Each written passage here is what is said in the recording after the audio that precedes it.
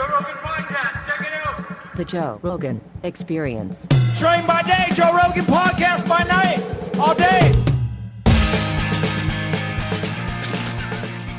What's wrong with you? How? First of all, how did Netflix let you make this show? Well, they wouldn't have let me make it if I just pitched it to them. What did you do? I made a few and showed it to them. Oh my god! Because I knew that that if we you can't give anybody like the script. No, the script won't work. The script won't work. I mean, that's just that's the thing is like it's very funny. Very thanks, funny. man. It's so ridiculous. It's pretty ridiculous. You know, it was a few years ago that I made the initial one. It was I was on that crazy tour, that real crazy tour, where it was like, you know, fucking 10 shows a week, and I had a break coming up, and so I've always liked movies, like features, right? But it's a huge undertaking to get a feature made, but I liked short films because it feels like you're making a movie, you know, like a mini movie, right? Right. And it feels much more accessible to do. So I had written all these like short stories, short films, and I called my friend Rami Hashash and I was like, hey, I have a break coming up on tour. Let's shoot a short film because we'd done other things before. And when I sent him like 10 different scripts. He was like, what if we did 3 of these? I was like, how can we do 3 of them? He's like, we'll shoot like 11 days in a row. We can do 3 of these stories. And even then I wasn't thinking of like having a television series. I was just like, oh, it'll be fun to make these stories, you know? And so after we shot those 3, it was clear that we had like the, you know, the bones of a show. Like what if we did a show that was based on short stories, you know, like short films basically. And I don't know, there's another few that were in the original.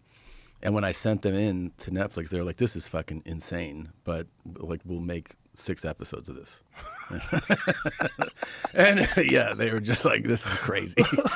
But it's been the most fun I've ever had, dude. Really? Yeah, because you know what, I was thinking about it like on my way in here today. I was like, sometimes you have to remind yourself, like, of what your dream, like your original dream, you know. And my dream when I moved to LA had nothing to do with stand-up. I never thought of stand-up. Not to say that I don't love doing stand-up today. I'm in love with stand-up.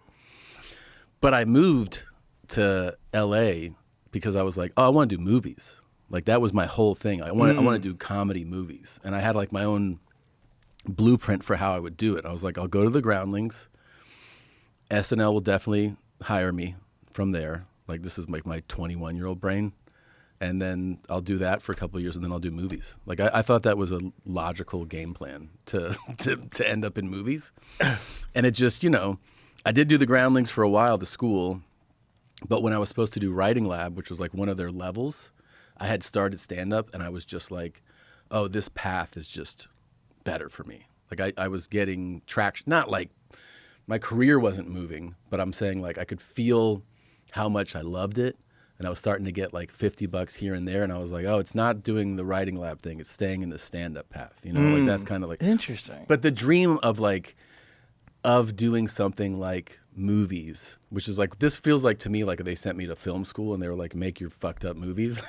That's what it felt like. That's been like, I was working like 16-hour days doing this thing, and I would come home and Christina would be like, I have never seen you so energized after working all goddamn day. She's like, you come home in the best mood. I was like, yeah, because I'm having fun. Like I'm having so much fun doing this, you know? Well, that shows you're doing the right thing. I think so. I mean, it was like... Sure. That is so uniquely you.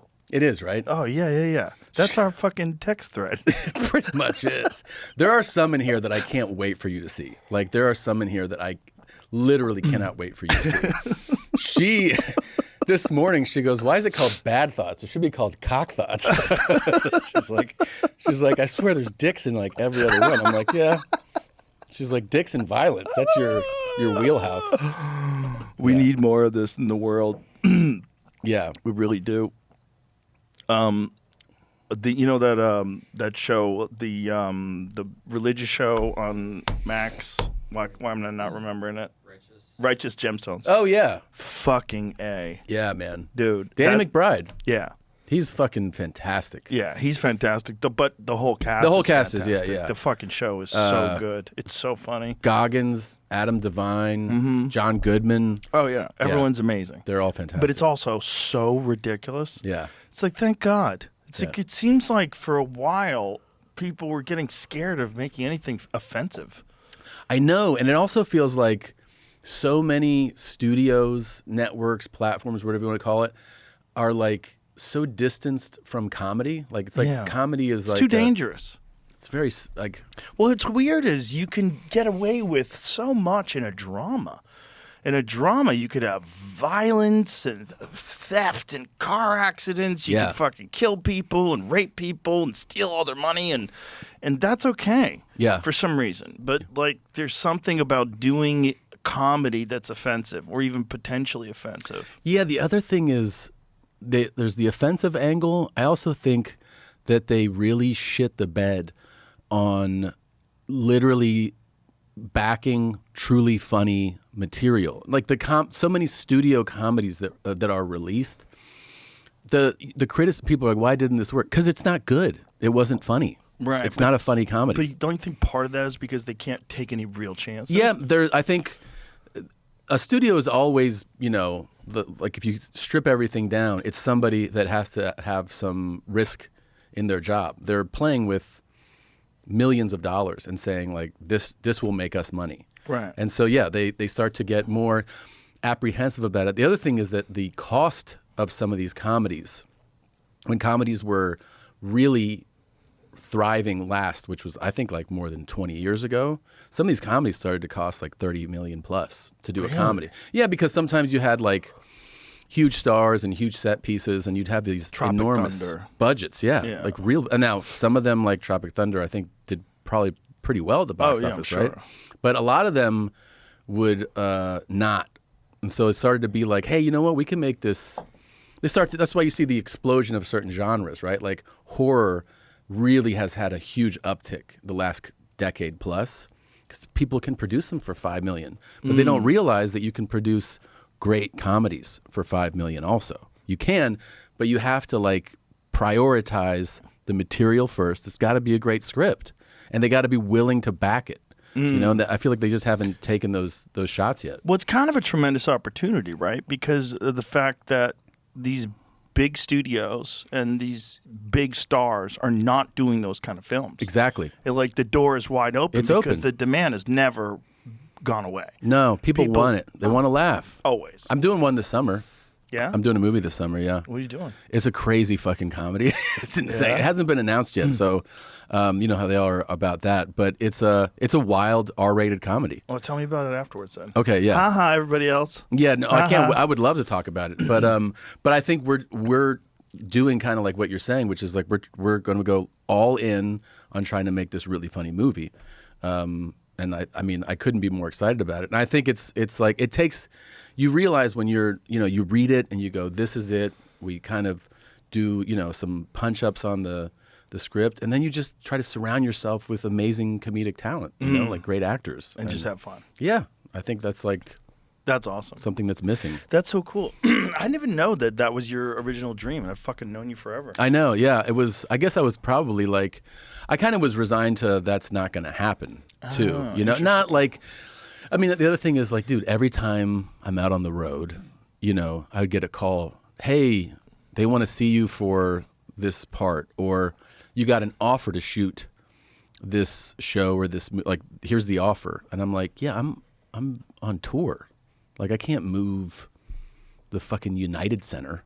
They like, don't care. They don't care. They And I'm just like, want that piece. And I'm like, dude, I can't. Because they don't get a piece of that United Center. I know. I'm like, I can't move all that shit. But that's also, I realized that after years of that, it's like, well, if I'm always touring, I'm just never going to be able to do Other something people's else. stuff. Yeah. And so it also kind of, I got excited about, having the summer off and I could do something.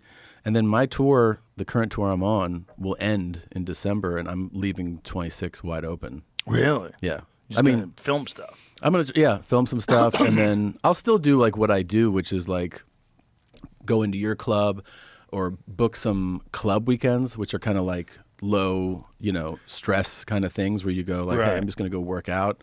Yeah. So I'll try to keep the muscle fresh, but I won't book like a tour. Yeah. Yeah. It's good to take breaks. It is, right? I'll tell you that. I took a big sort of a break. I've just been doing the club since I did my live special. Yeah. It's very nice. It's great having no pressure. So like I just talk about what I want to talk about, and I write about what I want to write about instead of going, I got to put an hour together because I have a tour in 3 months. Right. Like I have to make sure this hour's tight. I have to. You just kind of take your time with it. And I think there's something to be said for taking breaks with stand-up in particular, because like you don't want to just have tools that you use to do a job. Right. Mm-hmm. You want to actually you have to kind of figure out, what am I investing all my time in these subject matters? Yeah. Like, what's interesting to me, and how much time is that going to take to figure out what the perspective is where I can just say it on stage? Yeah. Because I feel like with a lot of comics, there's a thing happens where you get kind of like locked into a set.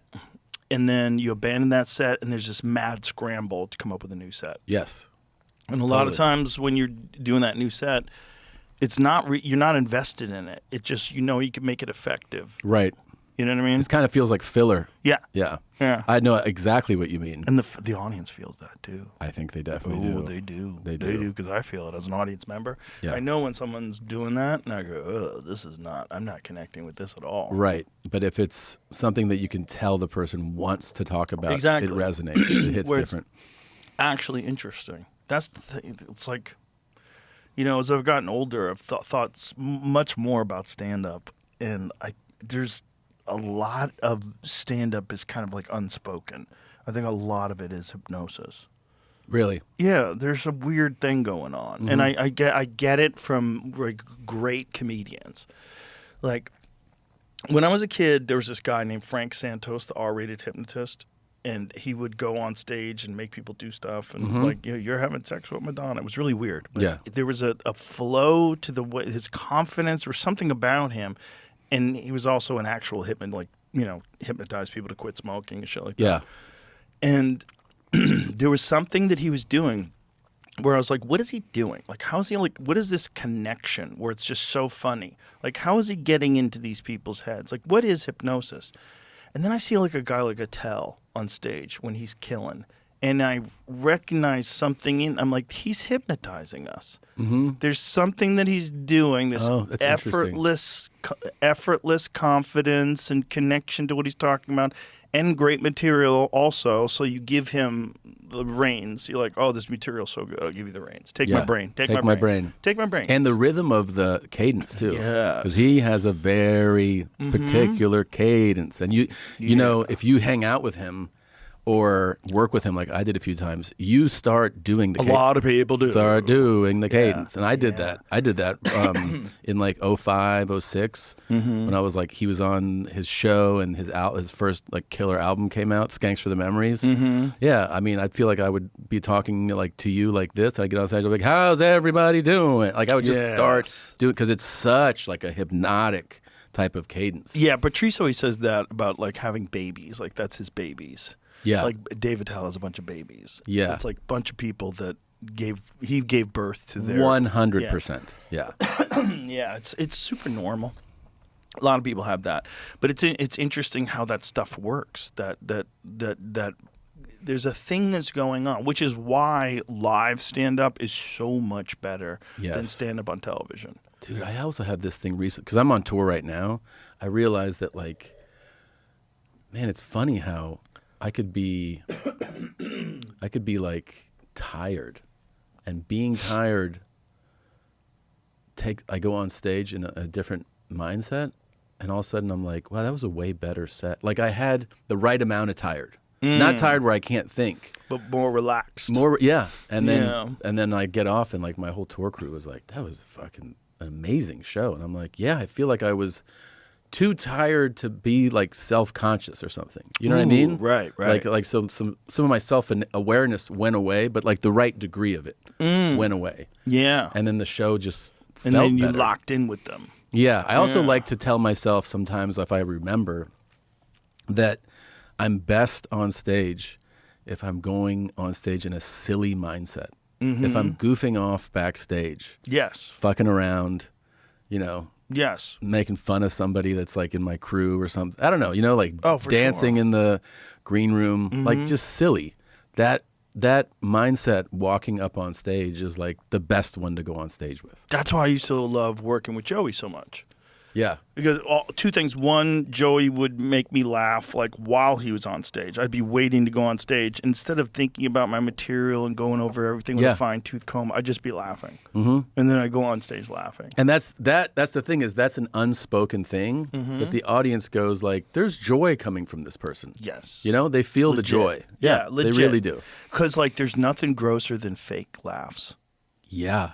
When a comedian does the fake laugh thing, it's fucking gross. Yeah. It just like when they've said that fucking same joke the same way every night with the same laugh. Yeah. Like, ugh, you're tricking me. You're tricking me, yeah. You're tricking me. You're a hooker. It's so manufactured, It's so calculated. Which is fine. I mean, do whatever you want.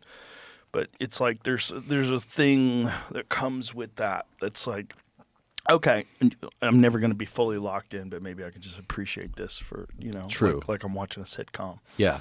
You know what I mean? And then there's also nothing as fun as genuine laughter on, like, if something really makes you laugh while you're doing a set, that's the most fun. Oh, for sure. And that becomes contagious. It's like, that's why the bits work so good when you first start doing them. Yeah. And then sometimes they die off because you're getting tired of it and you're not laughing anymore. Yeah.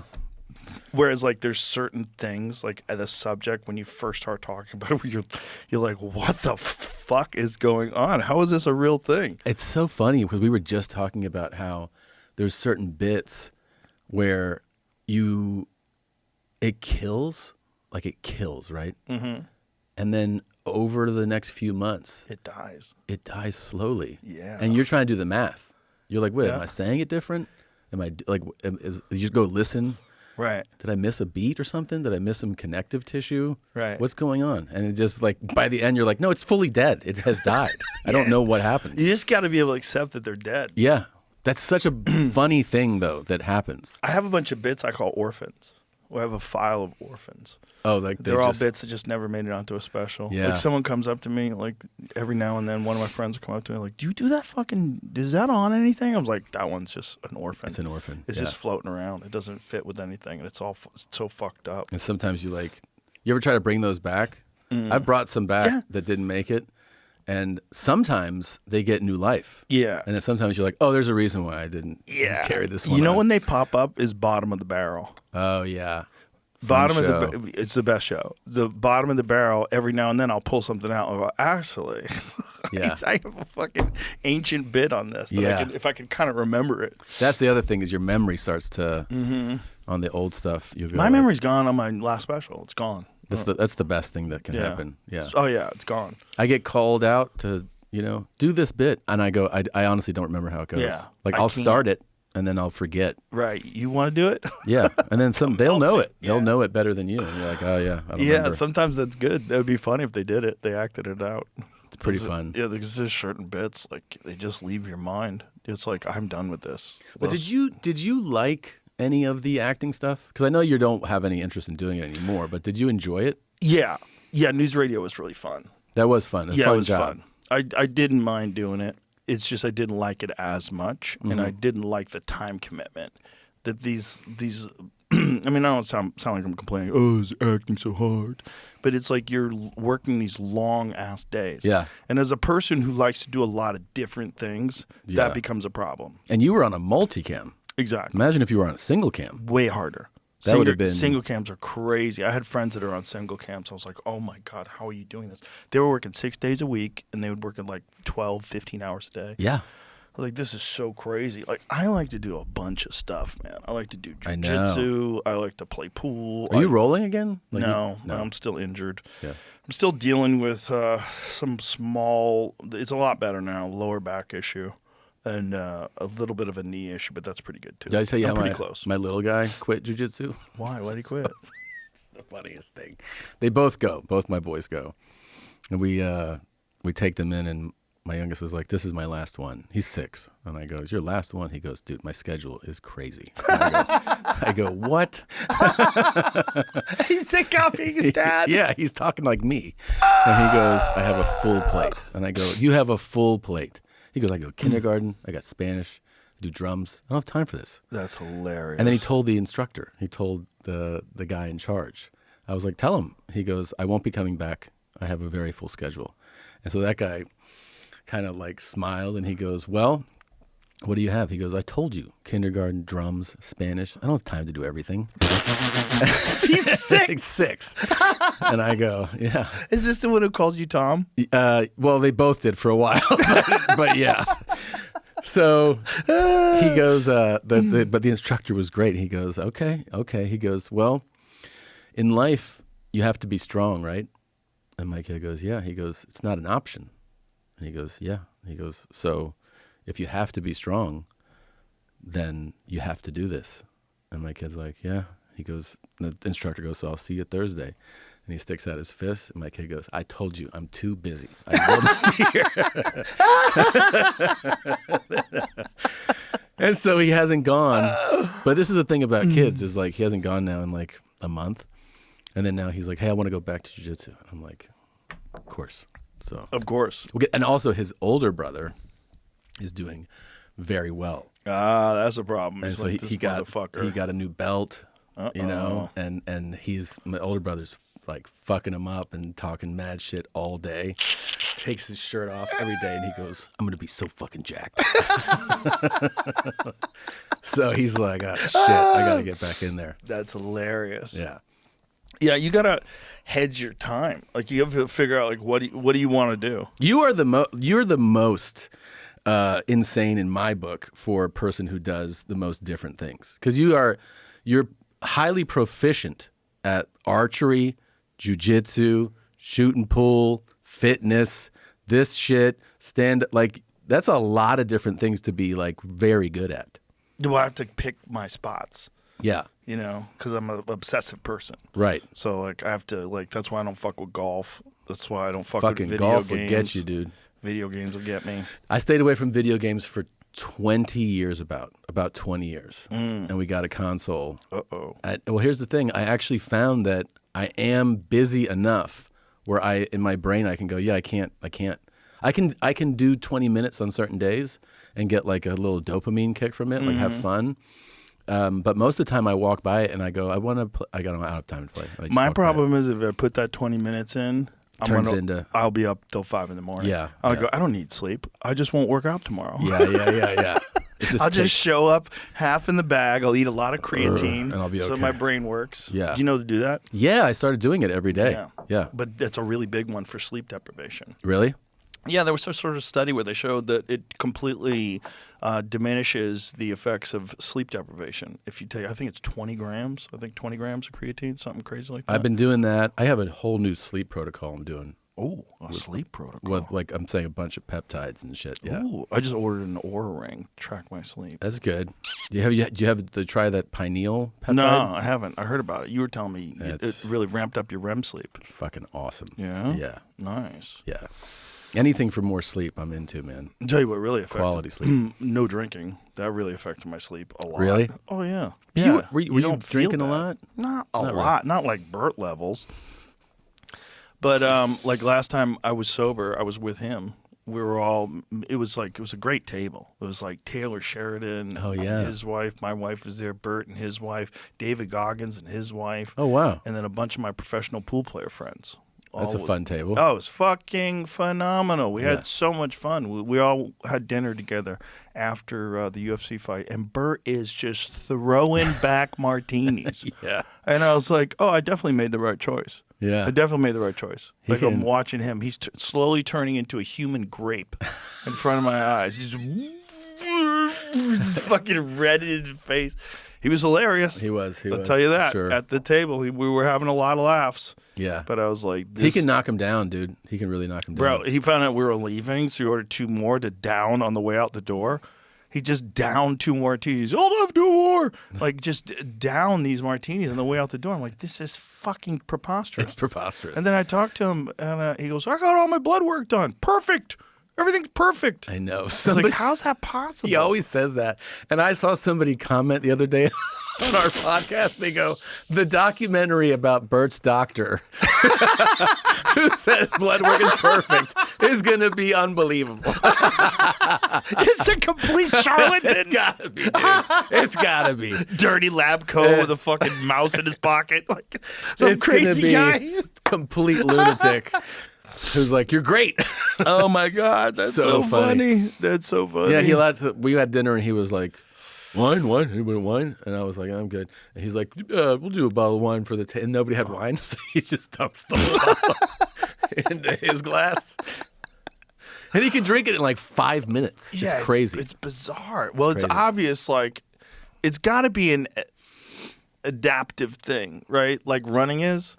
Like, yeah. If you run never, you can't run a marathon. Right. But if you run a lot, you can run a marathon. Sure. You get it used to it. Your body gets accustomed to putting in the miles 5 before work every day. You know, we always talk about that freak show shit he has in him. Like he's freaky. Yeah, he's freak. Yeah. We did the 5K in Tampa. Mm-hmm. We had like 8,000 people come out this year. It's That's crazy. amazing. And so many people that are like, you know, making Look at that. making leaps. By the way, how good does Jelly Roll look? Dude, do you know what he's Incredible. down? 200 pounds. Yeah, and from last year, 130. That's amazing. And he's like, I want to lose another 100. That's insane. So And what's he at now? He's at 340. So he wants to get down to 240. Wow. He wants to get to 240. He's a big guy. For him, 240 is probably right. Yeah, it's probably and I. By the way, we were talking before he got there.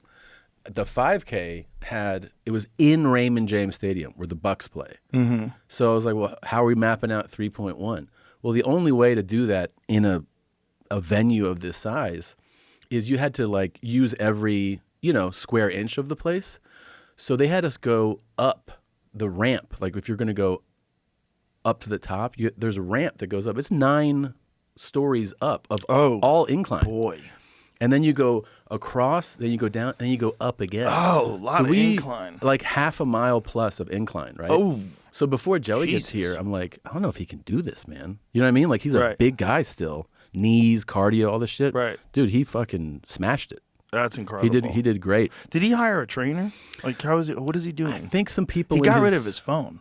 I know. He has like a flip phone that like doesn't even that you can. I don't even know if you can get texts on it. So yeah, he just chucked his phone out. Apparently, like all the years of drinking, he just gave his phone number out to so many people, like, and he fuck it. decided instead of getting a new number, Yeah. which is what you should do. Yeah. He's like, I'm just no phone. Fuck That's it. fucking awesome, by the way. It's crazy. I love, like, I used to panic when I left my phone behind.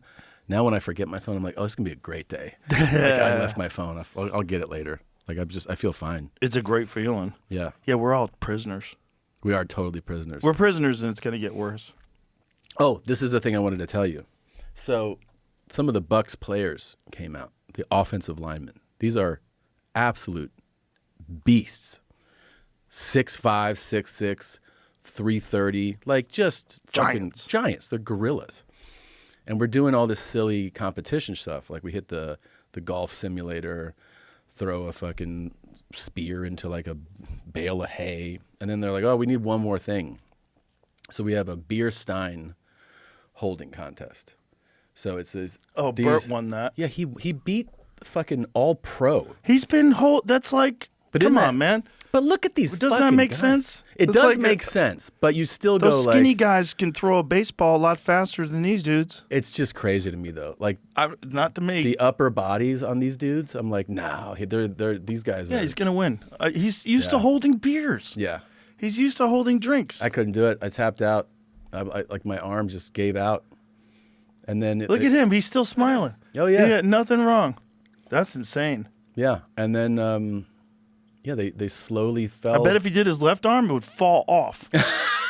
I bet he literally wouldn't be able to. He's been holding up drinks so long. Yeah. Also, like toasting crowds for so long. Look at this. Yeah. He beat everybody. He should hold out and just humiliate them after he's done. Just keep going. Oh, he held it up after he was done. That big guy looks like he's ready to break. He gave up. Yeah. And he Look just at Bert. Didn't even. Look at this. Yeah. just insane. He's got incredible genetics. Like if he wanted to be an athlete, he'd be an incredible athlete. Yeah, I think so. If he was like super dedicated to it, yeah. Yeah, he's just trapped in booze. But it's also made him very rich. So I was like, I don't know what to say. Yeah, Working out. Like, I love him. Yeah. You know, I don't want him to change, but I do. I mean, I want him to be healthy. But like when we first started doing Sober October, it was essentially just because we were worried Bert was going to die. Yeah. You know? Yeah. Well, he's still here. I mean, the first one was the weight loss thing. Blood works perfect. Yeah. Yeah, it's nuts. What type of resistance is that? I don't know. I think it's like 100 and something. 100 and something? Yeah. Ooh. Yeah. Yeah. Yeah, I'm obsessed with, that squeeze machine? Yeah. You know that thing? Oh, yeah, that measures your grip? Yeah. I got 161, and I want to get 190. Oh, so you're training for it? Yeah. You have one here? No. The grip strength I thing? think we do. Yeah, we do out there. Yeah, out in the hallway. But we do at the club. And so when I first did it, I think I got 147. I was like, well, this is bullshit. Yeah. And then I got up to 161 without these things. I bet Just from working out a lot. I bet David has a crazy grip strength. Which David? Lucas. Oh, yeah. He's a big guy. Big hands. Big hands. Yeah. Jamar has one. Jamar Neighbors, I think he got 167. Damn. Yeah. Jamar's strong. That's crazy. You've seen him with his shirt off. Yeah, right? he's jacked. Yeah, jacked. But we've had some like big dudes come in there and do it. I don't know who's got like the record on that thing. Record's got to be. The UFC had a bunch of guys do it, and I forget who had the highest, but I think Alex Pereira was like 180. He was up in the like. He's a big fuck. I didn't realize how big I didn't realize because TV is so deceptive. Oh yeah. And then I saw somebody I know standing next to him, and I was like, "Holy shit!" Wiz Oliveira, 97. Oh, that's crazy. He didn't even try. Oh, they're also doing their left hand. Michael maybe? Chandler, 113. What? He's right. No, he's doing his right hand. Are you doing your opposite hand? Because Paul other Craig, two, I think, is a lefty. The other two did 126. left hand. Bo Nickel, he's a lefty too. So they're doing their opposite They're hand. doing opposite hand. What's his? 153. Weidman's strong as fuck. Let me see what he's got. 153. Stipe's huge. What's he got? He's a left-hander too, yeah. Fireman strength. He's a big fucking dude though. 131. Wow, that's crazy. Other hand. Other hand. 104. weird. Oh, Oh, wow. Jesus Christ. Second attempt. 155. All right, so Fire. great. Wow. I'm stronger than all those bitches. There you go. Fuck yeah. But I'm trying to get to 190. 190's So crazy. I think this is like 115 or something like that. I forget what it is. Some of Just those, fucking squeeze it, bitch, and those- just fucking hold it. Those arm wrestling guys, Oh yeah. they have freaky forearms. Oh and yeah. grip strength. I was watching this one guy who's a climber, who's a professional climber. Oh, and when they do that yeah, he shit. has this basement gym. I might have saved the video, but I think if you find it on YouTube, it's like I've never seen strength like this. This guy has calves growing off of his Yeah. forearm bone. It's like a calf. Yeah. And he's doing one finger I've seen. chin-ups I don't understand it. with like a centimeter of hold. Like it's the tiniest little lip that his finger's resting on, and he's pulling his whole body up. This guy, but I mean, he's doing the same thing. Yeah, but look at that. That's crazy. It's not this guy. The other guy is like super jacked. His forearms are at least. He's not like bodybuilder size, but the musculature is crazy. I saw one of those guys who I guess is in the rock climbing, mountain climbing world. He's considered one of the that's best. the guy. That's the guy. So this guy does a bunch of freaky shit. What is this dude's name? Magnus. Yeah, look at the fucking look at that one arm thing. See that? The size of the grip? Yeah. Look how fat that grip is. Like doing a one arm chin up is crazy. Look at his back, dude. It's crazy. But doing a one arm chin, look at the size of his fucking forearms. Yeah. Doing a one arm chin is crazy, but a one arm chin up with a fat grip like that is off the charts nuts. Yeah. Like his strength must be insane. But you look at him like right there, like his neck and everything, he doesn't look like that strong of a guy. Right. It's very deceptive because with climbers, you don't need traps. You can't have No. like excess stuff. So everything is very like look at his forearms. Look at his grips. But look, the size of his fucking forearms when he's doing that is crazy. See if you can isolate when he was doing that with his forearms. The NBA 82 game grind is done, and now the real fun begins. The NBA playoffs are here, and it's time for all the high stakes drama, clutch moments, and jaw dropping plays. I can't wait. If you're looking to make the playoffs even more exciting, DraftKings Sportsbook has you covered as an official sports betting partner of the NBA. From the play-in games all the way through to the finals, now's your time to back your favorite players and teams as they chase glory. All season long, DraftKings has been the go-to spot for NBA player props, and that doesn't stop now.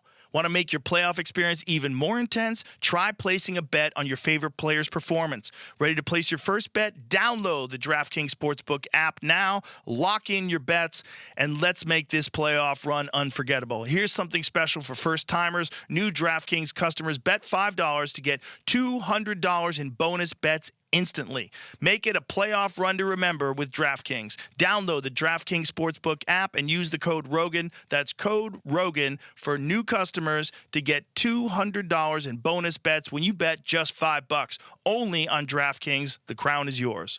Gambling problem? Call 1-800-GAMBLER. In New York, call 877-8-HOPE-NY or text HOPE-NY 467-369. In Connecticut, help is available for problem gambling. Call 888-789-7777 or visit ccpg.org. Please play responsibly. On behalf of Boot Hill Casino and Resort in Kansas, 21 and over. Age and eligibility varies by jurisdiction. Void in Ontario. New customers only. Bonus bets expire 168 hours after issuance. For additional terms and responsible gaming resources, see dkng.co/audio.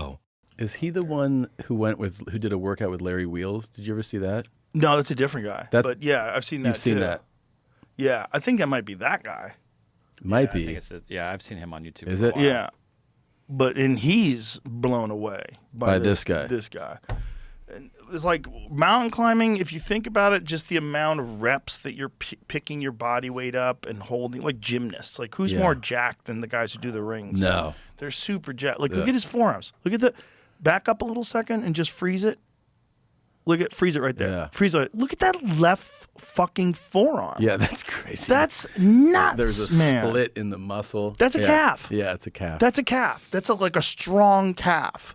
And this is like a big endorsement for calisthenics, basically, right? I mean, isn't Calisthenics are huge. Yeah. They're huge. It's a big part of my workout. Really? Oh, yeah. I do a lot of calisthenics. I still do the 100 push-ups every day and the 100 body weight squats. But I do chin-ups, dips, and L pull-ups.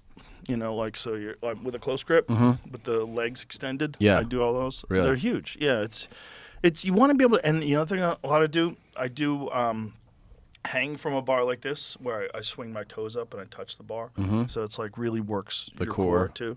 That's like being able to manipulate your own body weight is crucial. It's Yeah, because crucial. those gymnasts are like, you're like, some of them, like, I've never touched weights. I'm just doing this shit all Which is day. nuts. And they have But it's not craziest- time efficient. Yeah.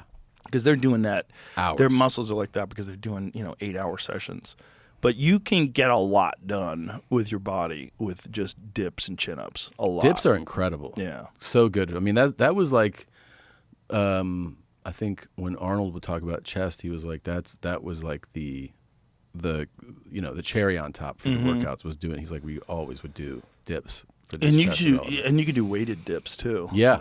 Dips are so easy to do with weight, or throw a chain over your neck, or put a weight vest on or something like that. Yeah. That's another thing I found. Like just a 25-pound weight vest where it doesn't feel like anything when you're wearing it. But when you do stuff with it on, like chin-ups and pull-ups, like, holy fuck. It makes a giant difference. So different. And then when you take that thing off, you're like, oh, man. Right, so imagine being 25 pounds too heavy. Yeah. And then imagine being Jelly Roll. So Jelly Roll's walking around 200 pounds too heavy before, at Yeah, least. at least. So it's actually 300 pounds, right? Because he wants Right. to lose another 100. Yeah. So imagine just carrying around everywhere you go. You got a squat rack, like a real bar stuffed with plates, and you're just carrying that through life. Yeah. That's what they're doing. That's crazy. That's why those guys' fucking lower bodies are always crazy when they lose Oh, weight. Ralphie May used to have the biggest calves in the world. Yeah. His legs were like carrying Tree that- trunks. Oh my God. Yeah. Just Yeah. carrying around that body all day. That's nuts. Mm-hmm. If they trim down enough, the quads are still humongous. Yeah, and- if Bert lost weight, he would get weaker. Yeah. But you do get weaker when you lose weight. I mean, that's a fact. Yeah, that's always part of a it. mass moves mass. Yeah. It's also like to lose weight, to lose body fat, your body has to think something's wrong. Like it's very difficult to maintain mass, like maintain muscle mass while you're losing fat. It's hard. Yeah, that's hard. You got to be real careful with everything. Yeah, that's true. And you got to try not to lose too much weight too quick, because a lot of people with losing weight, like a lot of people become food addicts, and then the addicts act like addicts, and you start thinking, all right, I got to lose it all right now, and so Yeah. you starve yourself. It's not the way and to you go. just work out 8 hours a day, and well, you're going to lose all your muscle too. Everything. You're going to lose everything, and you're probably going to get injured because your body's going to like, hey, you fucking idiot. Yeah. And then like, Get back give on you you. that tendinitis. And Yeah. how about a little Yeah. back bulge? And how about a fucking sore knee? Yeah. How about plantar fasciitis? Slow the fuck down. Your body tries to figure out a way to slow you down. Yeah. Slow and steady's the way, for sure. Yeah. Yeah, it just sucks. You know, you want to get, if you've realized you fucked up, it would be nice if you could just get better quick. Like, oh, wait, I know. I got a month before summer and I'm 50 pounds overweight. Fuck! I want to want lose another six-pack. 10, 15 right now. What do you want to do it? Just dial in. You know, it's really about consistency, I feel like, with me, right? Like, my window for when I go, oh, shit, is just so much smaller than it used to be. Mm-hmm. So right now I'm like, oh, I've slid a little bit. I've been on tour. I've been doing all this shit. I just have to Tour, it's hard, right? It's 'Cause hard. You're like, I'm working, fuck it, cheeseburger. Let's Yeah. eat. Sometimes- Let's eat pizza. Let's Sometimes go. it's that. Sometimes it's also just that, like, you know, I get into this rhythm of the way I'm eating and training at home, which is pretty good. Yeah. And then you get out there and it's like, fuck, you know, we got on 3 planes and you're just tired. You just don't do it. Yep. And then, yeah, you just order whatever to eat. So you just feel it like slowly come apart. But I feel like I'm also at a place where I know if I dial in my diet and make sure I stay on top of like the training, I can shed this 10 pretty, Yeah, you've done it before. yeah. You did it pretty well, you know? You figured it out. And then you also have muscle memory now. I think it's hard when you're traveling because, you know, you're just, anytime you're traveling, your energy level goes down. Yeah. It's like you got to figure out things to mitigate that energy level going down. And then counterintuitively, the best way to do that is to work out.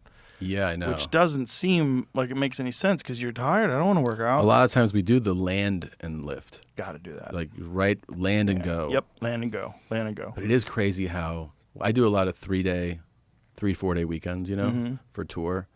Man, a lot of times on that 3rd, 4th day, you're in your 3rd or 4th city and you're like, fuck, I am wrecked today. Just like another plane, another time zone. Taking a lot of vitamins? I think I take a pretty good amount of vitamins. Yeah. Yeah. Yeah, that's important too. Yeah. Take a lot of vitamins. And then it's just hard to be strict with your diet when you're on the road. But the big one is alcohol. I'm lucky in that regard because I'm not a big boozer. Yeah. I don't know how Bert does it. I started eating these David bars. Oh, those are great. Those are great. Yeah, I think Peter T is involved in that, right? I don't know if he maybe. Yes. Yeah. But They're those are delicious. They're great. Boy, they make you fart. I love farting. 28 grams of protein, 150 calories. Yeah. No sugar. They're Like, great. It's Yeah. great. Yeah, there's a bunch of good options now that you could bring with you on the road if you get hungry. Keep you from eating bullshit. From eating bullshit. That's all I'm trying to, like, sometimes I go like, oh, it was great. Today was a great day. Mm-hmm. And then it's just dinner. So you're just like, just don't fucking ruin your day. Have you ever had carnivore snacks? Do you know what that is? No. The carnivore snacks like ribeye is my go-to. I bring that on the UFC broadcast. Like I give them to Daniel Cormier and me. We eat them. It's like sliced ribeyes that are just dried, but it's got the fat on it. It's good. Yeah, you don't feel guilty at all. Like if you're hungry, need a snack, open them. It's just meat and salt. Perfect snack. And But the it's not company's like- called Carnivore? Yeah, carnivore snacks. Snacks with an X, but it's not like it's not jerky. It's like they describe it as like meat pastry. Yeah. It's good snack food. I like it. Yeah, just to keep from going off the rails. That's all you're trying to do. That's like I'm Yep. trying to do is just mitigate the damage of the day, Bro, right? I have a whole folder on my phone saved up of food that I really can't eat. Really? Just where I look at restaurants like, What do you miss the most when you or trying to eat healthy. Italian food. Italian food. Pasta, Always. right? Yeah, pasta and crazy sandwiches. Oh my God, we went to Carbone. Oh, in New York? Yeah, they got one in Vegas now too. I know. I think they've actually had the Vegas one for a while. It's So good, it's dude. so good. So good. That rigatoni with vodka sauce. When it has a little kick, they put a little spice in it. Ooh, it's good. It's so good. It's tough to beat Italian food. It really is. is. It's tough to beat it just for pure that pleasure of just overstuffing yourself. When we were there for last summer. It was like every day. Yeah. You know. And the thing is, I didn't like blow up. No. I thought I would. I mean, I'm sure I gained a few, but I thought I was like, oh, this is gonna be fucking terrible. But it was. I think a big thing there versus here is portion sizes. You know, like there's no such thing as they don't go, here's your pasta, here's a fucking bowl like this. You know? It's like it's. Well, I think in Italy the real thing is the food's different. Yeah. I think our food is poison. It's so bad, right? I mean, Yeah. oh my God, I saw this lady on your show. I saw a clip talking about all these health epidemics, like the full run of stats, where she was like 1 in 2 for cancer and this and that. Was it Callie Means? She was I think she was a doctor, right? Is she a doctor? Yeah. Well, I don't think she finished her doctorate or her medical school training because I think she got to the position where she realized that most metabolic diseases are being caused by food. But that's the thing is like that's the big takeaway I think from that is like you had this conversation with, you know, I had it with people all the time who travel abroad and you're just like everything in Japan was fucking amazing. Yeah. The food. And then you look at their longevity, which is like record breaking and you know when you compare it to most of the world. Definitely compared to ours. Definitely compared to ours. Yeah, And we you're have like, the worst health stats in the Western world. it's our food. But because it's all like Because corporations. Because Yeah. corporations profit off keeping you fat and sick. So the best way to make money from food is to get you addicted to food that they can sell you. So they sell you a tremendous amount of cheap, shitty food that has a bunch of preservatives and garbage in it. yeah. So it's, you know, potato chips and all sorts of different snacks and all sorts of different things. And then you have your enriched, air quotes, flour that's got a bunch of shit poured into it. And it's a bunch of complex glutens in the grains. And then you have glyphosate, which other countries have banned, but we use everywhere. And 90+% of people have glyphosate in their blood when they test it, which is Roundup, that chemical pesticide and herb. We have herbicides that kill your fucking endocrine system. We're poisoning It's ourselves. really sad. We're growing stuff at home now. We have a hydroponic garden. Yeah, I talked to Christina about it. It's pretty dope. And that's just delicious. Yeah, that's the way to go. The lettuce and the tomatoes and it gets all kinds of like veggies. Tastes like real food. Yeah. You do taste the difference. 100%. Yeah, which real reminds me of when you're abroad, right? Yeah. Because like you, in Italy or in Japan, you have a tomato, you have a strawberry, and you're like, whoa. Yeah. And you're like, oh, this is what it's Real. supposed to taste like. Yeah. We make stuff that it can sit on the shelf forever. That's why our tomatoes look like they're albino tomatoes. And they're hard. Yeah. Our tomatoes are hard. Yeah. Like, why is a tomato hard? Like, what It's is not that supposed about? to Why be. does it stay hard for like weeks? Just sits there. And then we just keep ingesting that. Yeah, it's terrible. And then you get all this inflammation in your body.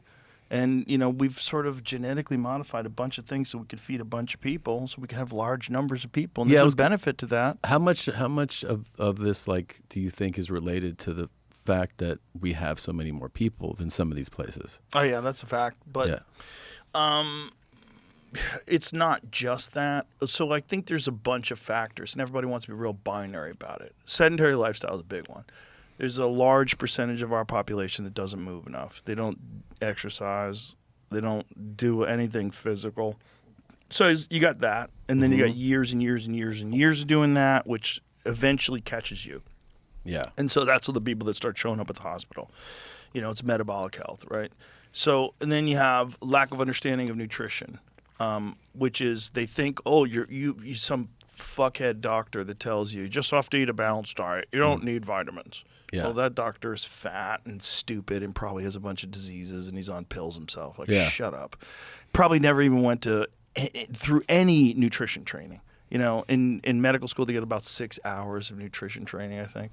It's crazy that, especially because we have kids in school, you realize that school still, they don't emphasize nutrition or finance. I feel like that's another crazy thing. Oh, yeah. Is to keep people from understanding how finance works at all. It is crazy, right? Like Yeah. you're teaching kids about how to prepare yourself for the world, and you don't teach them about debt and about The interest. and first how, thing that happens when you're a freshman in college is you walk through the student union and they go, "You want a credit card?" You're fucking 18. Yeah. And you're like, yeah. They're like, yeah, it's got 29.9% APR. It's awesome. They're preying upon you. Yeah. They're literally preying upon you. And the school lets it. Yeah. The school is like, yeah, go ahead. Sign up. they don't give a fuck about you. That's You're fucking crazy. grist for the mill. Yeah. You're Yeah. just literally, you're paying you end up paying $300 for a Coke you bought. You know what I mean? Because you're just like scammed. Like, this is insane.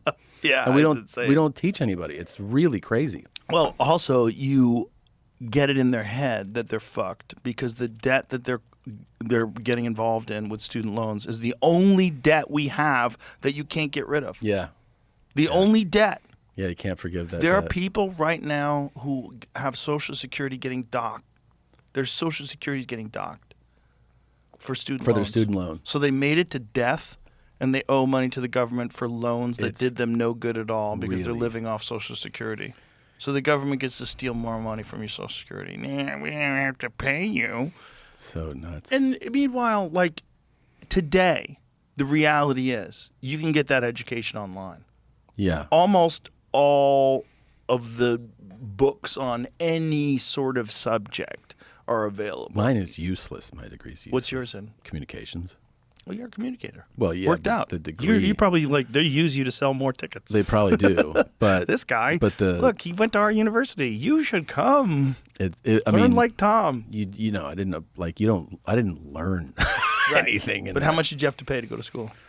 Oh man, back How much were you in then, debt for? How much was the tuition? I think tuition when I was there was something like $6,000 or $7,000 a semester. So like 12, 13 a year, which, whatever. Now fucking tuitions now are like $50,000, $80,000 a year. It's crazy. So imagine you take Crazy. on that loan, you start your workforce, you have $300,000 in loans. And God forbid you go to graduate school. Oh my It God. compounds, and then you're never getting out of the hole. I mean, I think this is why some doctors and lawyers become sociopaths, because you are dealing with so much debt and you realize no one gives a fuck about you, so you don't give a fuck about anybody else either. Wow.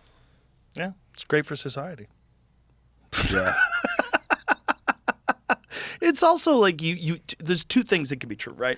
I do think that you kind of kids have to like get to work and get something going and get a path in your life. And when you're going to college, it's like you're out of high school. Okay, now you're on your own. You're in college. You got to keep up your GPA. You got to get your degree. Let's go, let's go, let's go, let's go. Yeah. So there is value in that. Yeah. But then also, it's too much money, and It's you're way too probably much not going money. to do anything with that degree. And if you don't have the degree, people think you're a loser.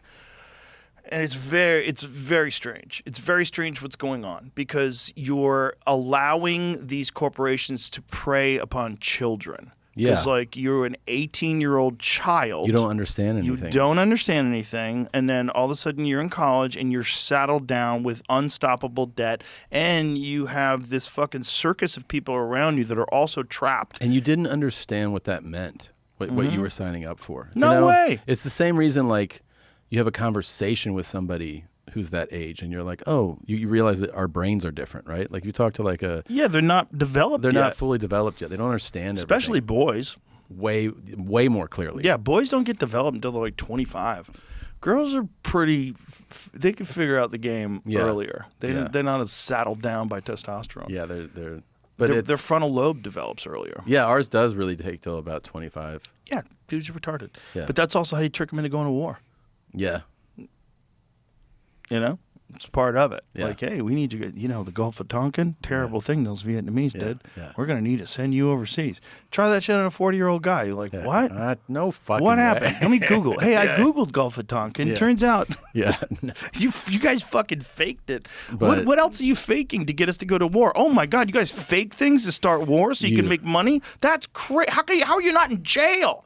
No. How's no one in jail for faking things to start wars? Zero accountability. It's wild. So then you're like, well, fuck it. They got me with the student loan. They got me with this. They got me with that. And you just get accustomed to life fucking you. Yeah. You just like, oh, the society just fucks you over. They just take from you, and saddle you with debt. Tell you this theory, what you're talking about applies to, I think, extends to our appearances. And what I mean is, today, a lot of times people talk about how people wear like fucking flip-flops and pajamas. You talking about Bert again? Yeah, well, He's not here. No. To defend himself. I think this is rude. but like you get on a plane and you see people Yeah. in pajamas, right? Right. And they, 50 years ago, they'd be like Suits. in a suit.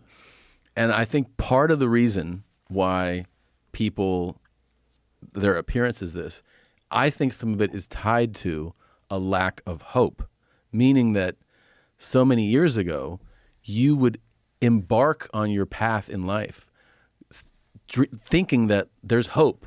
I can have the American dream. I can own the house. I can get the things I want to get. Mm-hmm. And so many people today are like, there is no hope. So fuck it. I'll go out in my fucking sleepwear because a I little don't bit of have. that. I think there's a connection to that. Well, there's a lot to that too. That if the government wants, if they want control and power, which is ultimately what every government wants, it's not a conspiracy theory. Like every government wants control and power. What's the best way to acquire control and power? Have the people give up. Have them give up. Yeah. Yeah, that's just fucking. I give up. Fuck it. I'm wearing flip flops. Fuck it. I don't care. Because that means I'll do what you say.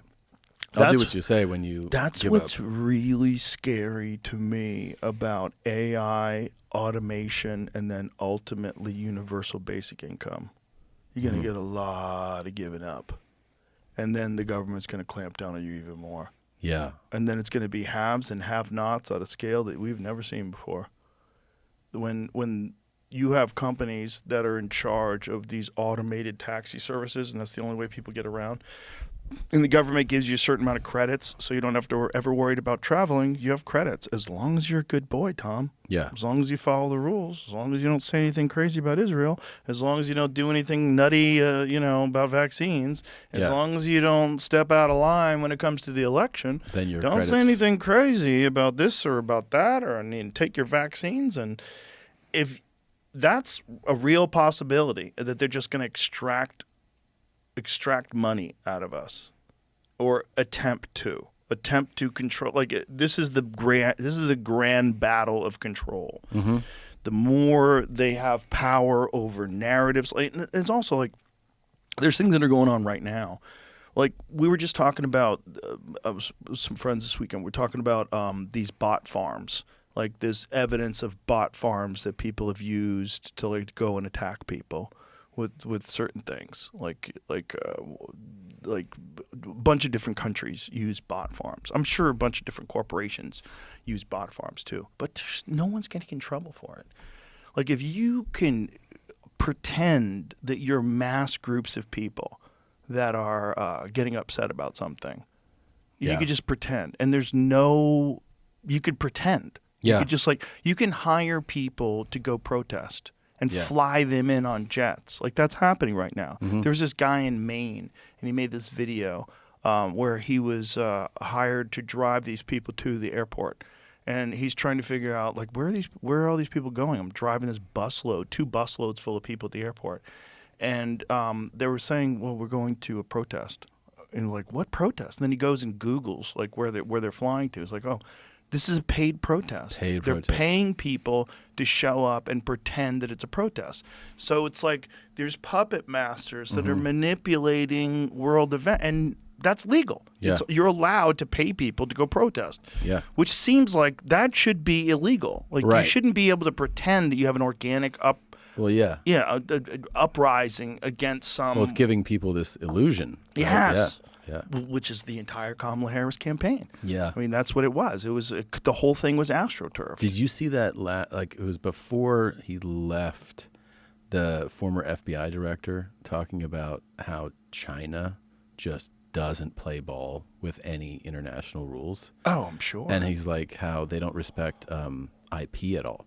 So he's like they'll just come in and they'll get a spy to give them, let's say, the IP of some whatever industry, wind energy. They'll just take it and be like, we have it now. Yep. Start this company, and then Yep. like this company goes bankrupt because Yep.